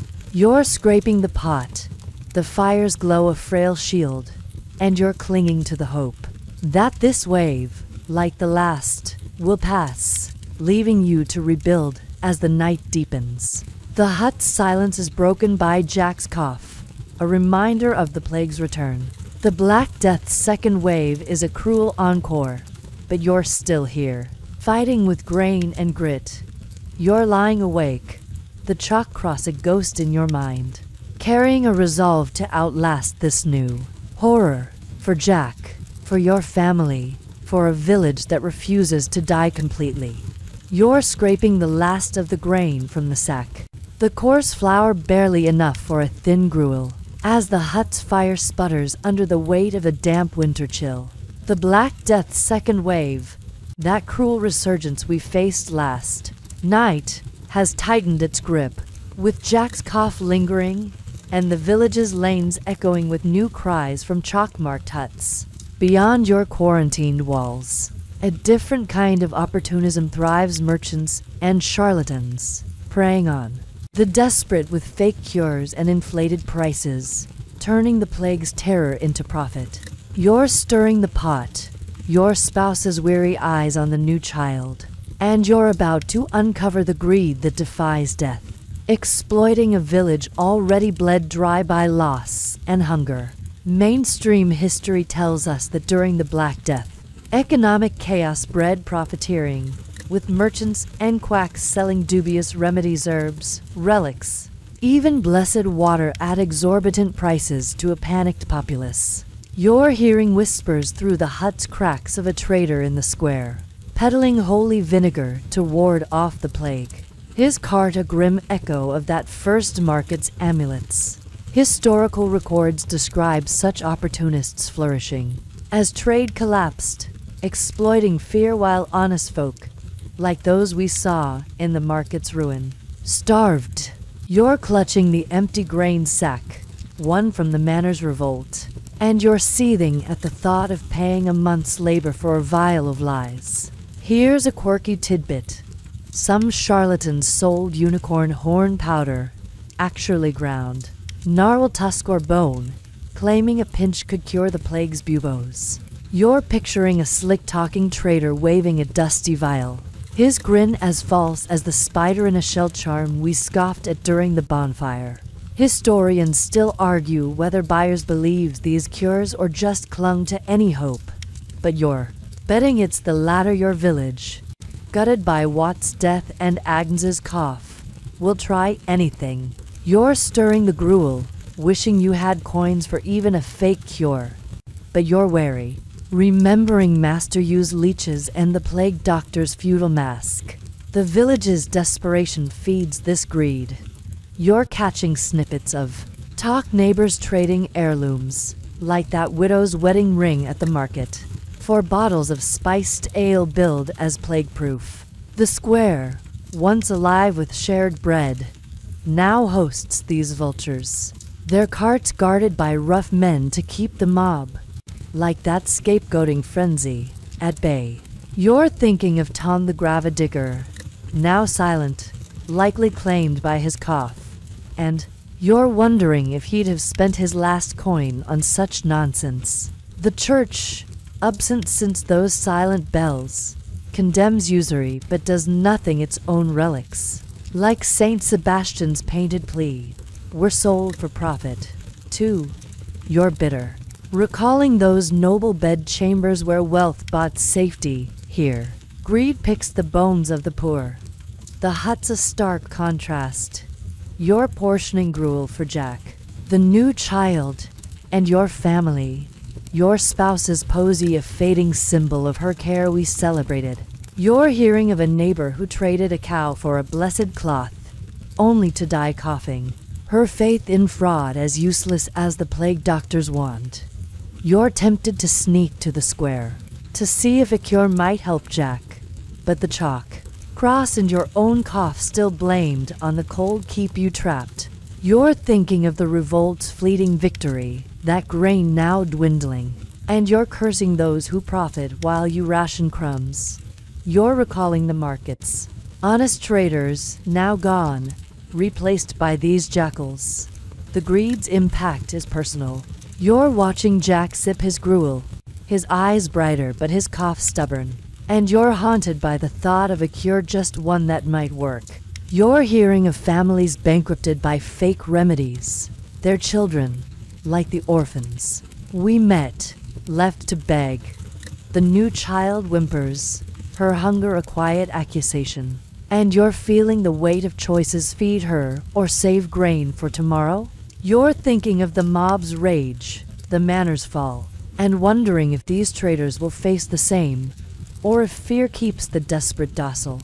You're stirring the pot, the fires glow weak, and you're praying for strength to resist the siren call of false hope. There's defiance, though. You're sharing a look with your spouse, her steady hands portioning broth, and it's a vow to survive without falling for scams. Like her care outshone the plague's shadow. You're telling Jack a story of honest peddlers from market days, keeping his heart light, a spark like those frescoes' grim beauty. You're thinking of the village's resilience, battered but alive in women's care, and the revolt's roar. And you're determined to outlast these profiteers. You're scratching another quarantine mark, the hut's warmth a frail shield. And you're clinging to the grain's truth over the trader's lies as the fire fades. Jack's cough softens, but the whispers of greed linger. The Black Death breeds monsters, but you're fighting with grit and love, not coins for unicorn dust. You're lying awake, the chalk cross a silent guard, carrying a resolve to protect your family from plague and profiteers, ready for a dawn where hope isn't sold but earned. You're sitting by the hut's low fire, the air thick with the scent of damp straw and the faint warmth of a broth long gone cold, as the quarantine's chalk cross keeps you caged. The trader's greedy scams from last night's whispers still, souring your thoughts. The Black Death's second wave has left the village a husk empty huts, churchyard pits, the manors fall, and yet, outside your walls, a strange sound drifts through. Children's laughter, sharp and eerie, as they play games inspired by the plague itself. You're clutching Jack's hand, his cough quieter but ever present, as you peer through a crack in the shutter. Watching kids mock death in a world where it's all too real, you're about to uncover how the youngest face the plague's horror, turning fear into play with a defiance that's both haunting and hopeful.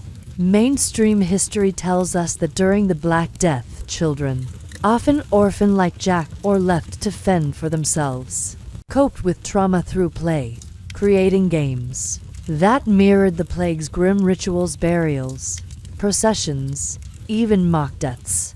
You're watching a group of ragged kids in the lane, chanting a rhyme about ashes, ashes. We all fall down, their small bodies tumbling in the dirt as if playing dead. Historical records suggest such games, like the roots of ring around the rosy, were a way to process loss, giving shape to a terror adults couldn't explain. You're holding Jack closer, his eyes curious but wary, and you're wondering if this laughter is healing or just a mask for grief. Here's a quirky tidbit. Some children crafted plague dolls from sticks and cloth, using them to act out funerals, complete with tiny shrouds mimicking those churchyard burials we dug. You're spotting a girl waving a twig figure, its rag wrapping eerily like the shrouds you laid over Watt, and you're chilled, recalling the spider charms and onion cures that failed. Historians still argue whether these games were cathartic or a grim acceptance of death's rule. But you're seeing the girl's fierce grin, and you're betting it's both a child's rebellion against a world that's stolen her kin. You're whispering to Jack, urging him to rest, not play. But his gaze lingers on the lane, drawn to the strange joy outside. The children's games are a mirror of the village's pain. You're watching them mimic a plague doctor, one boy strutting, with a stick for a wand, his face wrapped in a tattered scarf, a parody of that masked figure we met.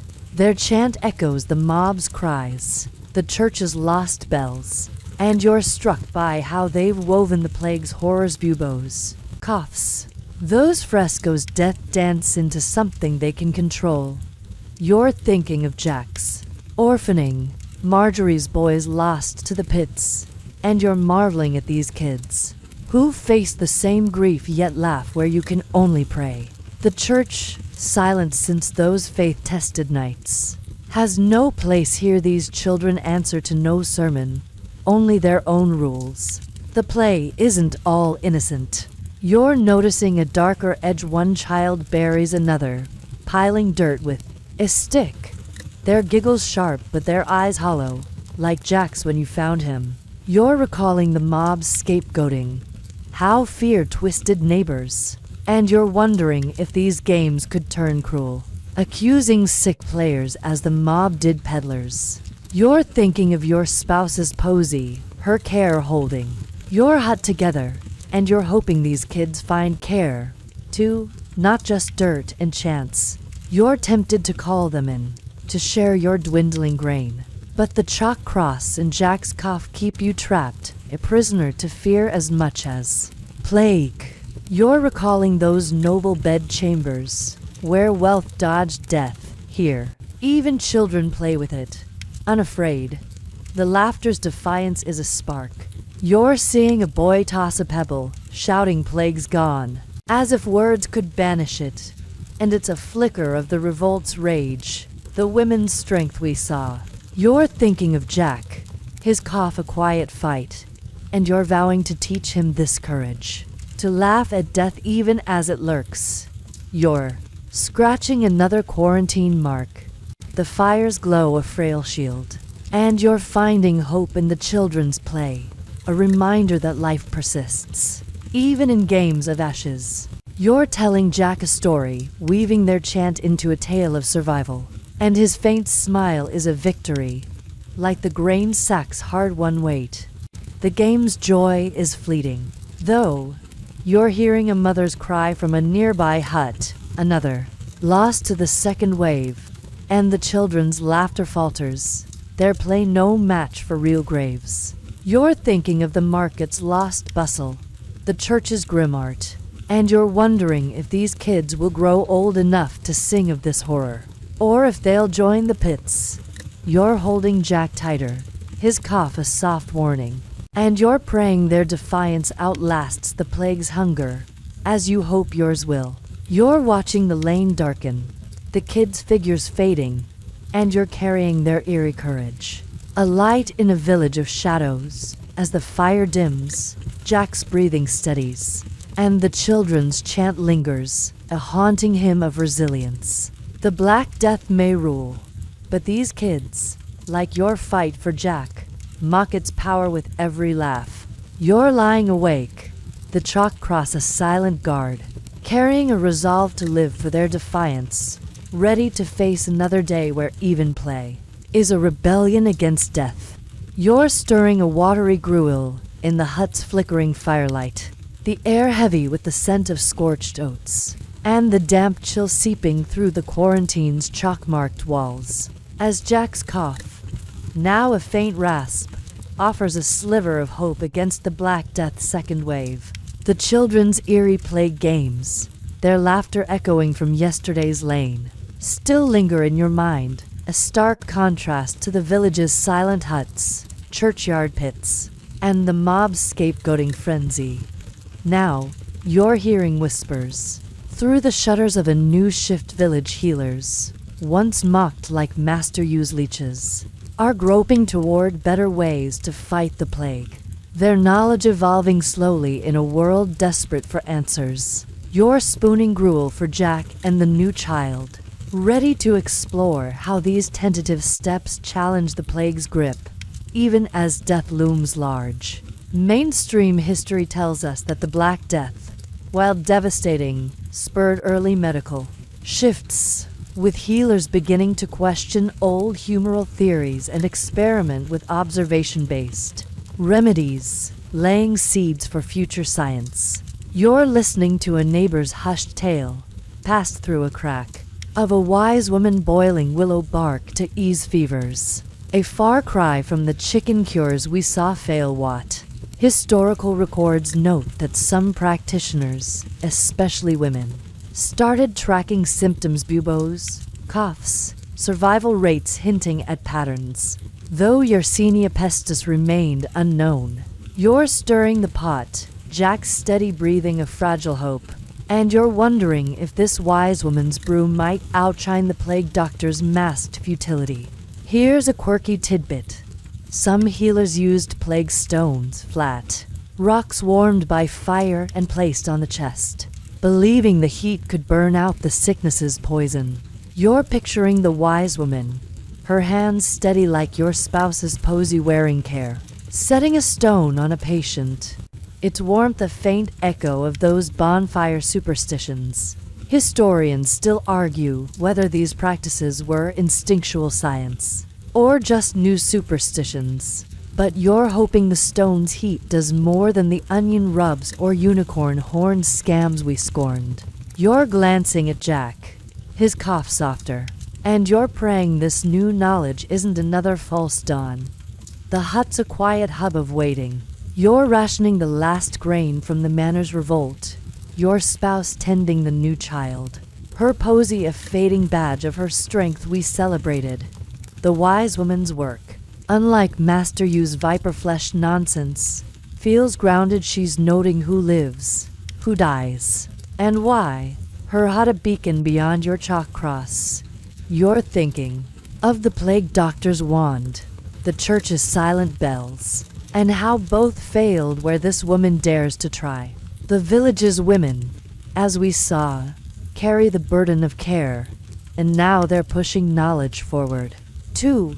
Their quiet experiments a defiance of the plague's chaos. Like those frescoes grim art, the village hungers for results. You're hearing of survivors rare, but real who drank the wise woman's teas or followed her advice to rest and drink clean water. Not tainted well water like those mob-blamed peddlers' wells. You're recalling the market's collapse, where greed thrived. And you're grateful this healer asks only for herbs or labor, not coins. The church, absent since those faith-tested nights, might call her a witch, echoing its sin-obsessed sermons. But you're betting on her over relics or prayers. You're tempted to send for her, for Jack's cough, but the quarantine traps you, and you're left to hope her knowledge reaches you before the plague does. You're thinking of those noble bed chambers, where wealth bought quacks. Here, a peasant woman's wisdom might save more. The shift is slow, fragile. You're hearing of failures. 2 patients still die, their buboes unyielding, their coughs bloody like Marjorie's. The wise woman's no savior, but her questions why some recover, why boiling water helps feel like a crack in the dark. Unlike the plague doctor's mask or the mob's rage, you're wondering if her work will outlive the plague, a spark for a world beyond this horror. You're picturing Tom the gravidigger, lost to his cough, and wishing he'd lived to see this faint hope. You're stirring the gruel, your hands steady despite the fear, and you're vowing to keep Jack alive long enough for answers. Not just charms. There's a spark of connection. You're sharing a look with your spouse, her care for the children a mirror of the wise woman's grit, and it's a vow to hold on, like the children's defiant games. You're telling Jack a tale of a healer who tamed death, his faint smile alight in the hut's gloom, like the revolt's fleeting triumph. You're scratching another quarantine mark, the fire's glow a frail shield, and you're clinging to this slow shift, a hope that knowledge, not just faith or force, might carve a path through the plague's shadow. As the fire dims, Jack's cough fades to a whisper, and the wise woman's work lingers, a quiet rebellion against death. The Black Death still rules, but you're fighting with gruel and grit, carrying her spark, ready to face a dawn where healing might outpace horror. even in a village of ghosts. You're hunched over the last scraps of gruel in your hut, the air thick with the scent of ash and the faint dampness of a winter that's settled into the bones of your quarantine-bound world. The Black Death's second wave, with its relentless buboes and coughs, still haunts the village, but the wise woman's faint spark of knowledge from last night lingers, a fragile hope against the backdrop of empty huts and churchyard pits. Yet, the church, once your anchor, is crumbling, its bells silent, its priests gone, like that hollow mass we mourned. And now its pews stand empty as survivors turn from a faith that failed them. You're clutching Jack's hand, his cough nearly gone, as you ponder the plague's toll on belief, it wound as deep as the graves you dug. In a village where God's silence speaks louder than any sermon, mainstream history tells us that the Black Death shattered medieval Christianity's hold. With survivors like you, battered by Loswat, Agnes, Marjorie's boys questioning a church that promised salvation but delivered only death. You're picturing the church, its frescoes of death's dance we gazed at, now deserted, its altar cold without a priest to bless it. Historical records show that across Europe, attendance plummeted, and some turned to secular healers or even heresy as the church's authority, once ironclad like those sin-obsessed sermons, faltered under the plague's weight. You're stirring the gruel's dregs, Jack's steady breathing a miracle, and you're wondering if faith can survive when prayers go unanswered. Here's a quirky tidbit. Some survivors burned plague candles, wax stubs etched with crosses, believing their smoke carried prayers to a god who'd forgotten them, a ritual born of the same desperation as those bonfire spider charms. You're eyeing a stub of tallow, tempted to light it, but the memory of the wise woman's boiled water and the plague doctor's useless mask stops. Smoke hasn't saved anyone yet. Historians still argue whether these candles were acts of defiance or fading devotion, but you're setting the stub aside. Your worn prayer bead a heavier tether to a faith you're not sure you trust. You're glancing at your spouse, her posy wilted but her care unwavering, and you're finding more hope in her than in any cross. The church's emptiness is a mirror of the village's heart. You're hearing whispers through the shutters, neighbors, once packed into pews, now shun the church, their prayers replaced by curses or the wise woman's bruise. You're thinking of Tom the Gravedigger, who'd spit at the mention of priests before his cough took him, and the mob's preacher, whose scapegoating venom filled the void left by Father Edmund's fall. The church's teachings, those sermons, that blamed sin for the plague, feel like lies when Jack's survival owes more to rest than repentance. You're recalling that faith-tested night, your wrestle with God, and you're seeing it echoed in a village that's turning away, not to heresy, but to survival's raw demands. The plague's toll on faith is personal. You're looking at your kids, their eyes hungry but alive, and you're questioning a God who spared them but took Marjorie's boys, Watt and Agnes. The churchyard's pits, the manor's betrayal, the market's greedy scams all pile onto a faith that once held you, like those market day bonds, but now feels as frail as your grain sack's last dust. You're tempted to pray, as you did in that hollow church, but the words stick, and you're whispering to Jack instead, promising him a tomorrow you're not sure God cares about. You're thinking of those noble bed chambers, where wealth dodged divine wrath. Here, you're left to face it with a bead and a doubt. The shift isn't total, though. You're noticing your spouse hum a hymn, soft as her care for the new child. And it's a thread of faith, not in the church but in something deeper. Like the children's plague games that mocked death, you're scratching another quarantine mark. The fire's glow a faint shield, and you're finding strength in routine. A quiet belief that life persists, even without pews or priests. You're thinking of the wise woman, her practical hope, a contrast to the church's empty promises. And you're wondering if faith can live in action, not just prayer. You're recalling the revolt's rage, a spark of defiance, and you're clinging to it, even as the church stands silent. There's a flicker of renewal. You're telling Jack a story of a village that survived, weaving in the wise woman's care and your spouse's strength, and his faint smile is a light. Like those frescoes' grim beauty, you're sharing a look with your spouse, her hand steady, despite the hunger, and it's a vow to rebuild, faith or no faith. You're picturing the church, not as a sanctuary, but as a place to honor the lost, a new kind of worship born of survival. You're stirring the empty pot, the fire's warmth a frail promise, and you're carrying a resolve to live for Jack, for love, for a village that might yet rise. As the night deepens, Jack's cough is a whisper, and the church's silence lingers, a wound but not a defeat.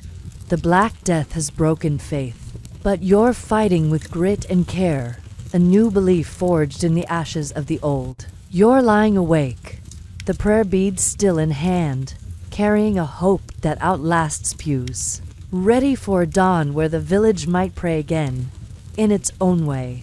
You're kneeling in the frost-dusted soil of a village field, the air sharp with the scent of turned earth and the faint tang of wood smoke. As you sow the last of your grain, a precious handful saved from the manor's revolt, the Black Death's second wave lingers, its shadow cast by empty huts, silent churches, and the fading echo of children's plague games. But Jack's cough has finally stilled, a fragile victory against the plague's cruel grip. The village, battered by churchyard pits, mob frenzy, and the church's faltering faith we mourned last night, is stirring back to life. And you're helping rebuild from the ashes, planting seeds in a world scarred but not broken. You're about to see how survivors like you reclaim hope, one furrow at a time, in a village determined to rise from ruin. Mainstream history tells us that after the Black Death's devastation, surviving communities slowly rebuilt, with depleted populations forcing new ways to work and live. As fields lay fallow and villages like yours teetered on collapse, you're pressing grain into the earth, your hands calloused from digging graves, now turned to nurturing life. Historical records show that in the plague's wake, survivors replanted crops, rebuilt homes, and forged tighter bonds, driven by necessity and a stubborn will to endure. You're glancing at Jack, helping your spouse scatter seeds, his thin frame stronger, and you're feeling a spark of hope, as if the earth itself might heal what the plague tore apart. Here's a quirky tidbit. Some villagers marked their fields with plague stones, small rocks painted with crosses, believing they'd bless the harvest and keep the sickness away. A faint echo of the quarantine crosses we hid behind. You're setting a pebble by your furrow, less for magic than memory, a nod to the wise woman's practical hope we admired. Historians still argue whether these stones were superstition or symbols of renewal. But you're smiling, the act grounding you like your spouse's posy or those children's defiant games. You're brushing dirt from your hands, praying these seeds grow where so much has died. The village's rebirth is fragile but fierce. You're working alongside survivors Tom's widow, her shovel steady despite her grief, and the tanner's wife, her posy gone but her care for orphans undimmed. The churchyard's pits are full, the manor's gates broken from the revolt, and the market's greed a bitter memory. But you're seeing huts relit, their hearths glowing again. You're thinking of the wise woman, her boiled water saving a few, and you're sharing her advice-gleaned tools, fresh water with neighbors. A quiet shift from master-used leeches or the plague doctor's mask. The church, silent since its pews emptied, has no hold here, You're rebuilding with sweat, not sermons. A defiance born of those faith-tested nights. The work is grueling. You're sowing fields left wild by the plague's Tolwat's plot. Agnes's garden, now yours to tend. Their absence heavy as the frost. The grains sparse, the revolt's hull stretched thin. And winter looms, a threat as real as the plague's buboes we feared. You're recalling the market's collapse, where hunger rivaled disease. And you're praying these seeds yield enough to feed Jack, the new child, and your family. The Lord's return, rumored through whispers, could mean new taxes. But you're defiant, the revolt's fire still smoldering. You're thinking of those noble bed chambers, where wealth mocked your toil. Here, your hands in the dirt are a claim to survival. Not servitude, community is your strength. You're sharing a nod with Tom's widow, her seeds mixed with yours. A bond like the weaving room care, or the market's lost bread. You're watching Jack toss dirt, his laughter a faint echo of those plague games, and it's a promise he'll grow where others fell. You're hearing a neighbor hum, a hymn stripped of the church's weight, and it's a new faith, born of survival, not pews. You're recalling the mob's rage, the scapegoating madness, and you're vowing to rebuild better, with trust, not torches. You're planting another seed, the earth's cold embrace a challenge you'll meet, together. There's a quiet hope, too. You're pausing to rest, your spouse's hand warm in yours. And it's a moment of light, like the wise woman's spark or the children's chants. You're telling Jack of spring, when these fields might bloom, a story to carry him through winter. Like those frescoes grim beauty held your pain. You're thinking of Marjorie's boys, lost but remembered, and you're planting for them, too. Their memory a root in this soil. You're standing, the field stretching before you, and you're carrying a resolve to nurture life. Even in a village scarred by death, as dusk falls, you're heading home. The sown field a promise under the stars. The black death's shadow lingers, but you're rebuilding, seed by seed, hand in hand. You're stepping into the hut. Jack's smile a fire's glow, carrying a hope that outlasts graves. Ready for a dawn where the village lives again, stronger for its scars. You're hauling a bundle of kindling through the village's frost-crusted lanes. The air sharp with the bite of winter, and the faint scent of new-turned earth from the fields. You soughed yesterday. The Black Death's second wave has eased. Jack's cough gone and the chalk cross fading on your door. But the village remains a scarred shadow, empty huts, silent churches, and the memory of those churchyard pits still heavy.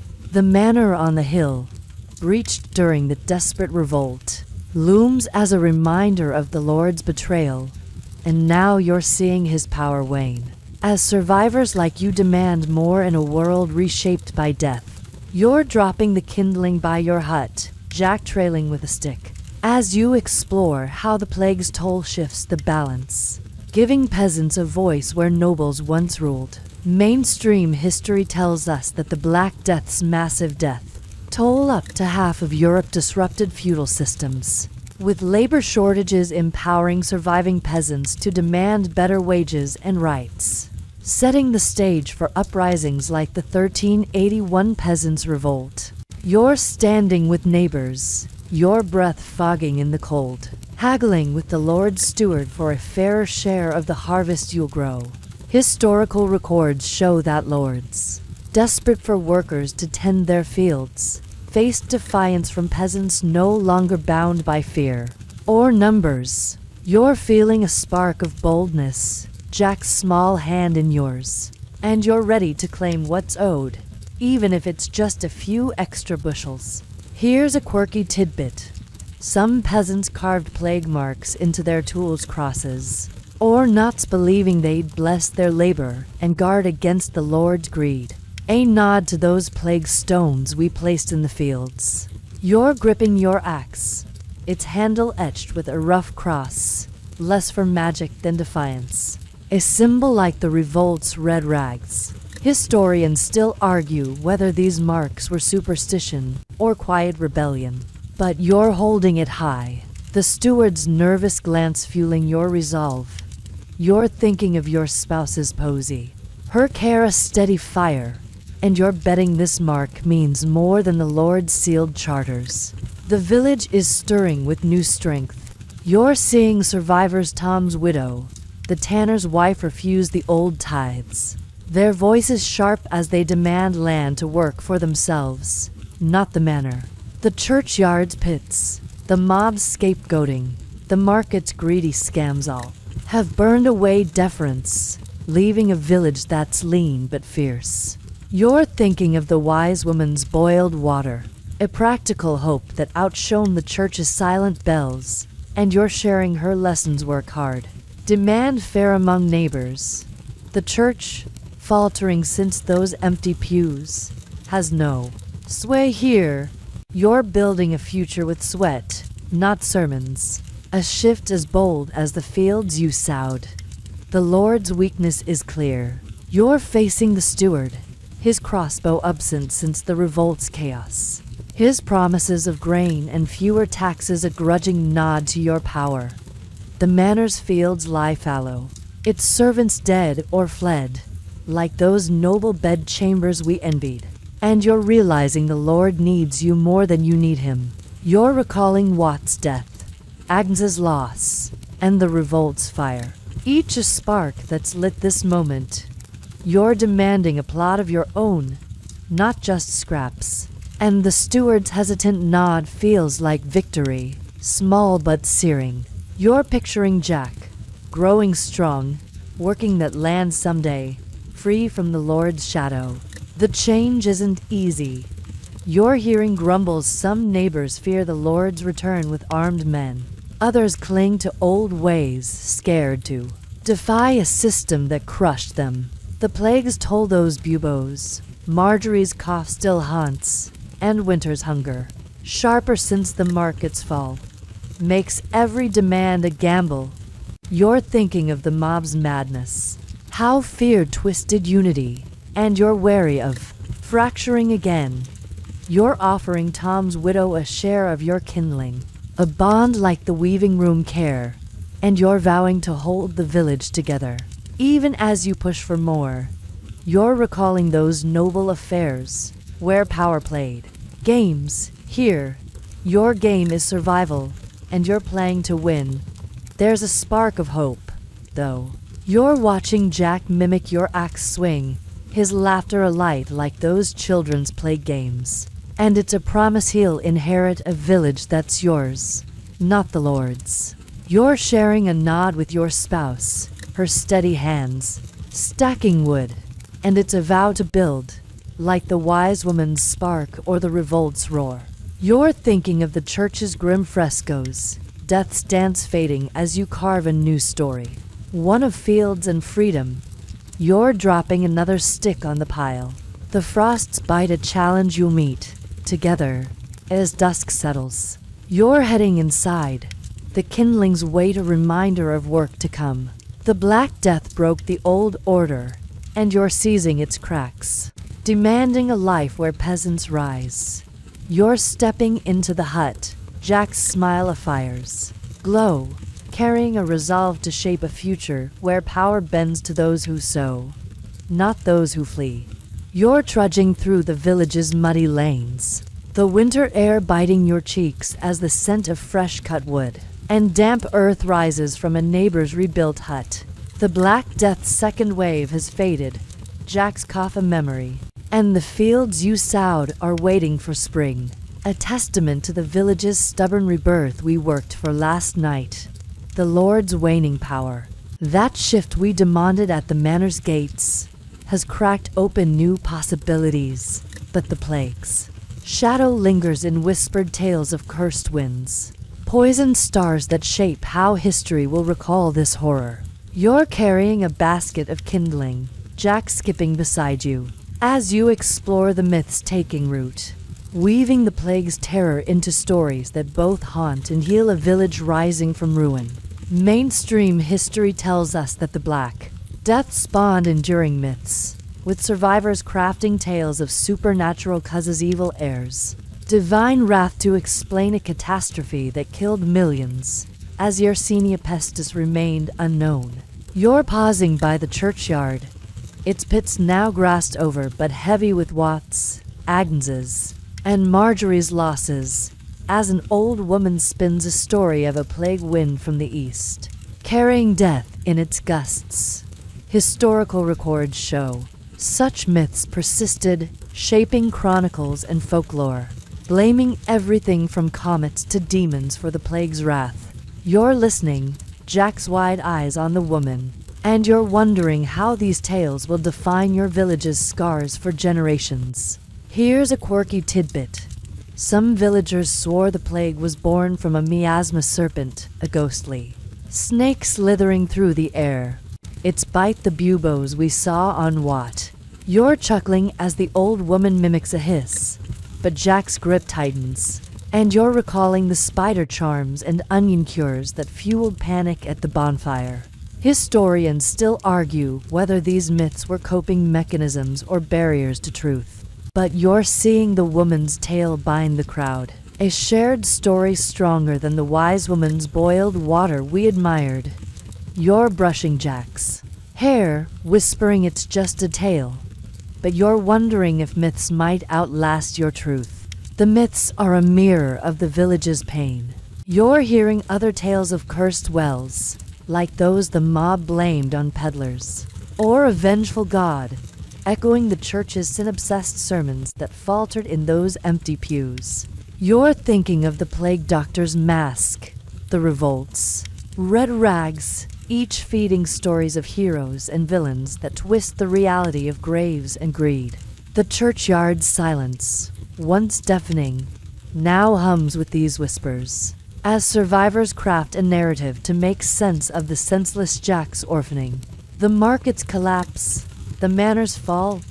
You're marveling at how stories reshape loss, like those frescoes' death dance, turning horror into something you can hold. The myths aren't just talk. You're noticing a neighbor carve a serpent into a doorpost, a ward against future plagues. Much like the plague stones in your fields, you're tempted to add a mark to your hut, less for protection than to honor the dead Watt, Agnes, Tom, whose names risk fading without these tales. The church, a ghost since its bells fell silent, has no power over this folklore. You're crafting your own saints, like the wise woman, not Sebastian's painted plea. You're thinking of those noble bed chambers, where wealth spun its own tales. Here, your myths are raw, born of mud and loss, not gold. You're telling Jack a softer version of a wind that carries hope, not death, to ease his fear. The stories carry danger, too.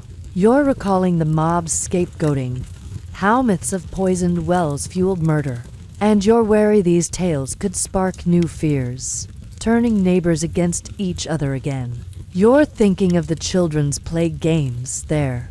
Chance a lighter myth, and you're hoping Jack grows with those, not the serpent's hiss.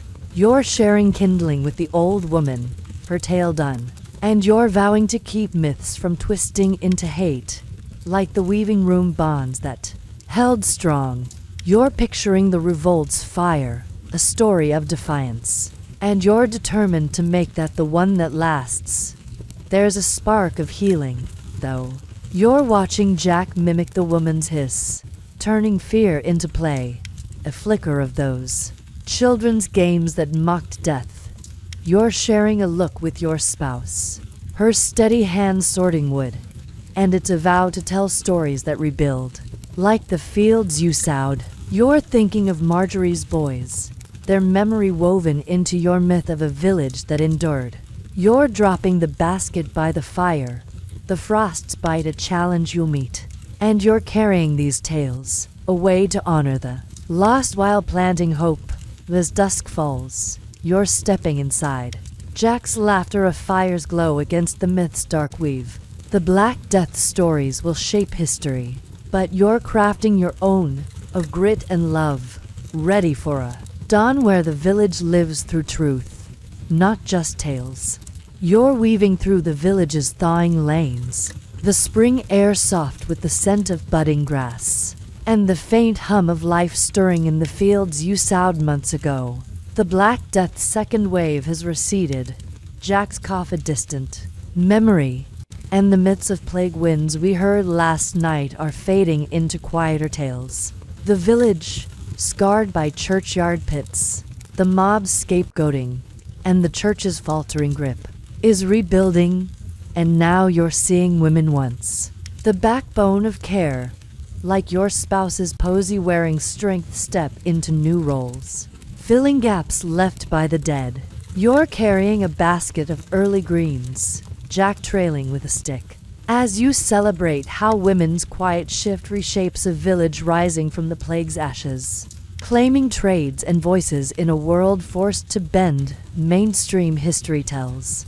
That the Black Death's labor shortages, with millions dead, opened doors for women to take on roles traditionally held by men farming, brewing, even guild work as villages like yours scrambled to survive. You're watching the tanner's wife, her hands rough from nursing orphans, now tanning hides in her husband's stead, her stall a new fixture in the reviving square. Historical records show women in post-plague Europe became bakers, weavers, and landowners, their work reshaping economies despite resistance from lords and the church. You're handing Jack a leaf, his grin bright, and you're marveling at how loss has carved space for strength, even in a world that once caged women's roles. Here's a quirky tidbit.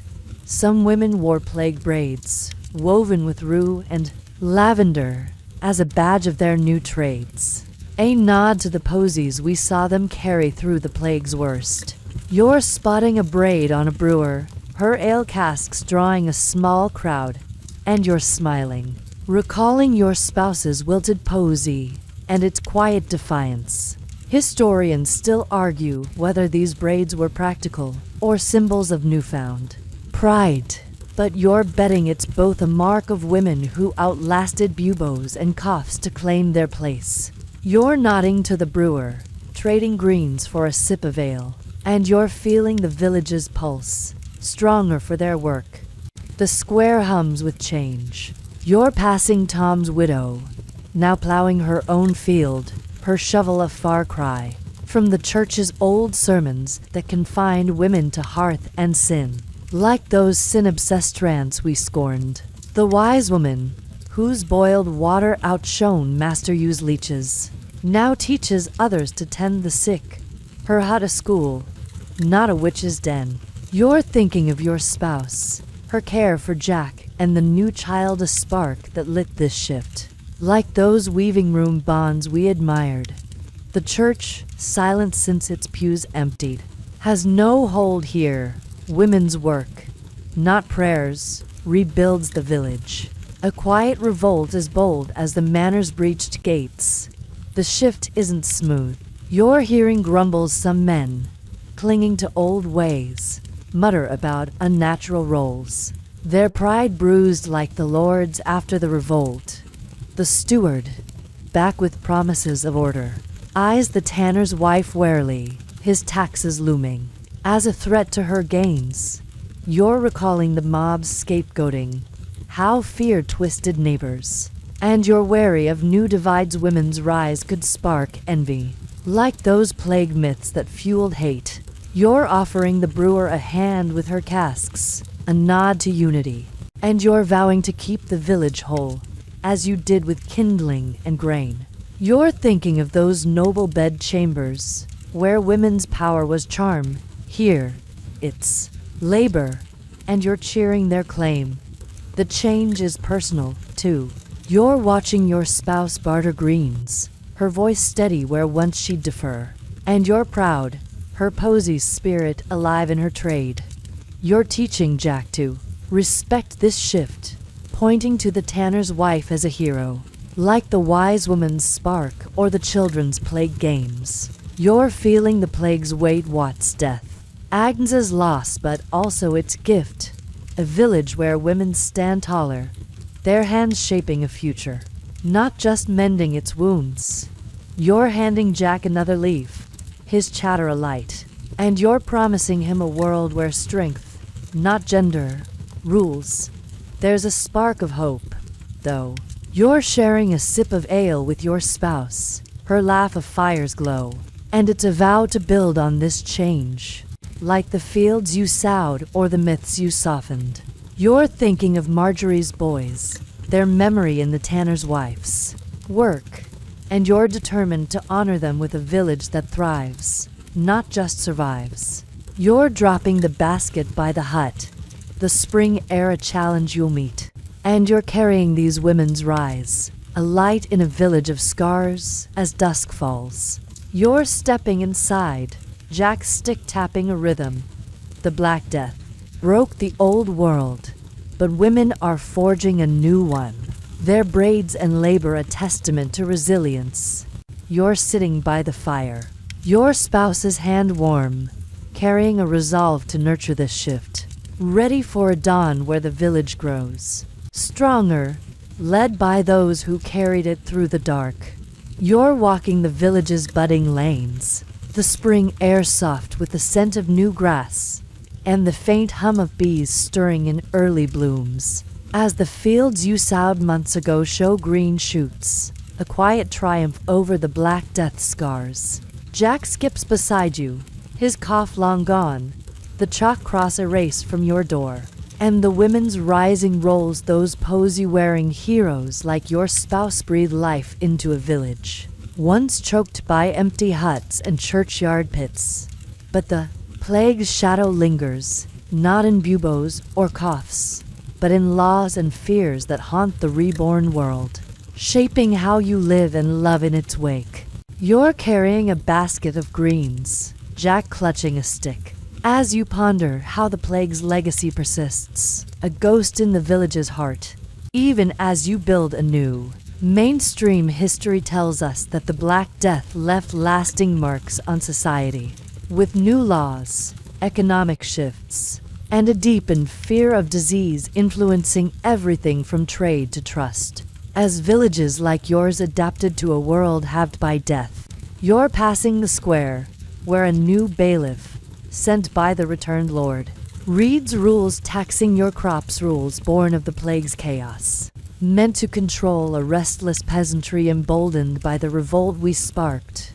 Historical records show that post-plague Europe tightened regulations, from quarantine laws to labor controls. As fear of recurrence lingered, you're eyeing the bailiff warily, Jack's hand in yours. And you're wondering how these laws will chain the freedom you fought for. Here's a quirky tidbit. Some villages hung plague bells on gates, their chimes meant to warn travelers of past sickness, a lingering echo of the bells we tied to the sick in those grim huts. You're hearing a faint jingle from the village's edge, and you're half smiling, recalling the spider charms and plague stones that marked your survival. Historians still argue whether these bells were practical or symbols of trauma, but you're feeling their weight, a reminder of Watt's agony and Agnes's loss. Even in this green spring, you're tossing Jack a green, his grin alight, and you're vowing to shield him from the fear these bells carry. The laws are a new burden. You're listening to the bailiff demand higher tithes to rebuild the manor, a slap after the Lord's flight we cursed. The church, creeping back since its pews emptied, backs these rules. Its new priest preaching obedience over the wise woman's practical hope we cherished. You're thinking of the tanner's wife, her tanning stall thriving, now taxed to fund a lord who fled. And you're angry, recalling the revolt's fire and the women's rise. The plague's fear drives these laws, quarantine markers, travel, bans, even rules on gatherings, as if the market's bustle could spark another wave. You're wondering if the mob's scapegoating or the church's sin-obsessed sermons planted this distrust, chaining your village's fragile rebirth. The fear's deeper than laws. You're noticing neighbors avoid strangers, their eyes sharp, like those bonfire accusations, as if a cough could reignite the plague's pneumonic horror we saw with Marjorie. You're trading greens with Tom's widow, her field blooming, but she whispers of nightmares buboes. Graves proof the plague's ghost haunts minds, not just statutes. You're thinking of Jack, the new child, and your spouse's posy. Their survival a miracle now shadowed by this lingering dread. You're recalling those noble bed chambers, where wealth dodged fear. Here, your peasants, carrying it in every wary glance, every law that binds your hands. Yet, there's resistance. You're joining neighbors to argue with the bailiff, your voice steady like the revolt's roar, demanding fair taxes for the fields you worked. The tanner's wife leads, her braid a badge of the women's strength, and you're proud, seeing your spouse's care echoed in her defiance. You're teaching Jack to question these laws, to honor the wise woman's truth over the church's rules. A lesson born of those children's plague games that mocked death. You're thinking of the churchyard's grassed-over pits, the frescoes, grim dance, and you're vowing to build a village where fear doesn't rule. Even if the bells still chime, there's hope, too. You're sharing a look with your spouse, her hands sorting greens, and it's a vow to live free. Like the fields you sowed or the myths you softened. You're watching Jack chase a bee, his laughter a fire's glow, and you're promising him a world where laws serve the living, not the plague's ghost. You're thinking of Marjorie's boys, their memory in the village's pulse, and you're carrying their light, a resolve to outlast fear's shadow. You're dropping the basket by the hut, the spring era challenge you'll meet, together as dusk falls. You're stepping inside, Jack's stick tapping a rhythm. The Black Death's legacy lingers in laws and fears, but you're forging a future where hope outshines dread, ready for a dawn where the village thrives, unbound by the past's heavy bells. You're standing in the village square, the spring sun warming your face as the air hums with the scent of blooming clover, and the soft clatter of a rebuilt market stall, where the tanner's wife hawks her wares with a braided badge of pride. The Black Deaths shadow those churchyard pits, the mob's scapegoating. The fear-soaked laws we faced last night has faded, not gone but softened, as Jack runs ahead, his stick tracing patterns in the dust, his cough a forgotten echo. The village is reborn, its fields green, its women rising, its people defiant, and you're here, basket in hand, to weave the threads of this journey grief, grit, hope into a legacy that outshines the plague's ruin. You're about to reflect on how this horror reshaped your world, a hope rising from the ashes, binding your village's heart to a future where love and life defy death's long shadow. Mainstream history tells us that the Black Death, killing millions, remade medieval society, sparking labor shifts, women's roles, and a questioning of old powers the church, the lords that echo in modern resilience against crisis. You're watching neighbors barter greens and ale, their laughter a faint echo of that first market's bustle, now stronger for the scars of Watt's death, Agnes's loss, and Marjorie's boys. Historical records show that post-plague Europe birthed new economies, freer peasants, and a skepticism of blind faith. Roots of progress we still trace. You're gripping your basket, Jack's grin a living proof, and you're seeing your village's rebirth as a spark that lights the centuries. A testament to survival's stubborn fire. Here's a quirky tidbit. Some villages planted plague trees, oaks or elms, to mark their survival. Their branches a promise of life where death once ruled, like the plague stones we set in fields. You're eyeing a young sapling in the square, its leaves tender, and you're smiling, recalling the wise woman's boiled water and your spouse's posy. Small acts that grew into this moment. Historians still argue whether these trees were memorials or boasts, but you're betting they're both a defiant green against the fresco's grim dance we gazed at. You're nudging Jack to touch its bark, whispering of a village that endured, and you're feeling the weight of a legacy. You'll pass on, the village's heartbeat strong. You're passing Tom's widow, her field thriving, and the brewer. Her casks a nod to women's rising roles we celebrated. The church, humbled since its silent bells, hosts a new priest who speaks of mercy, not sin, a shift from those sermons that blamed the plague. The Lord's manor, rebuilt but smaller, bows to your demands. The revolts fire a lesson he won't forget. You're thinking of the wise woman, her practical hope now shared by all, and the children's plague games, their laughter a seed.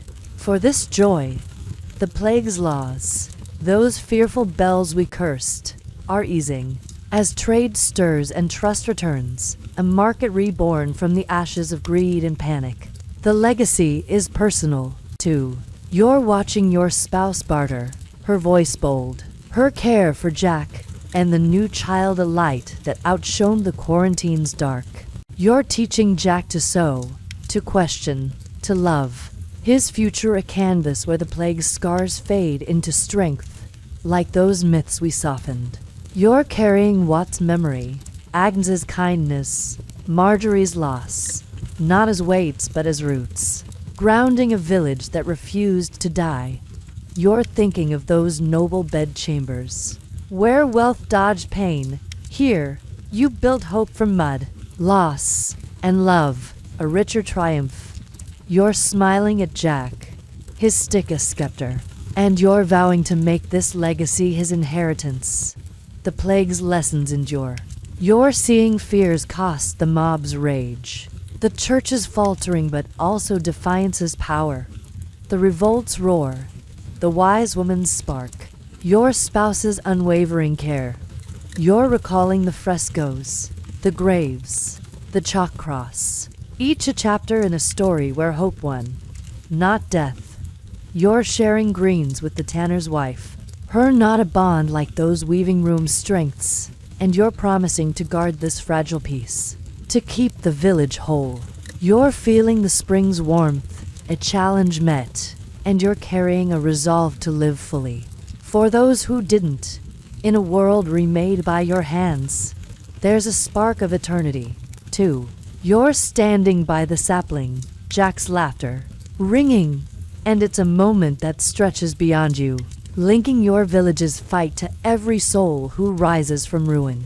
You're thinking of the market's first chaos, the revolt's fire, the women's braids, and you're weaving them into a story that'll outlive you, like the trees and tales that carry your pain and pride.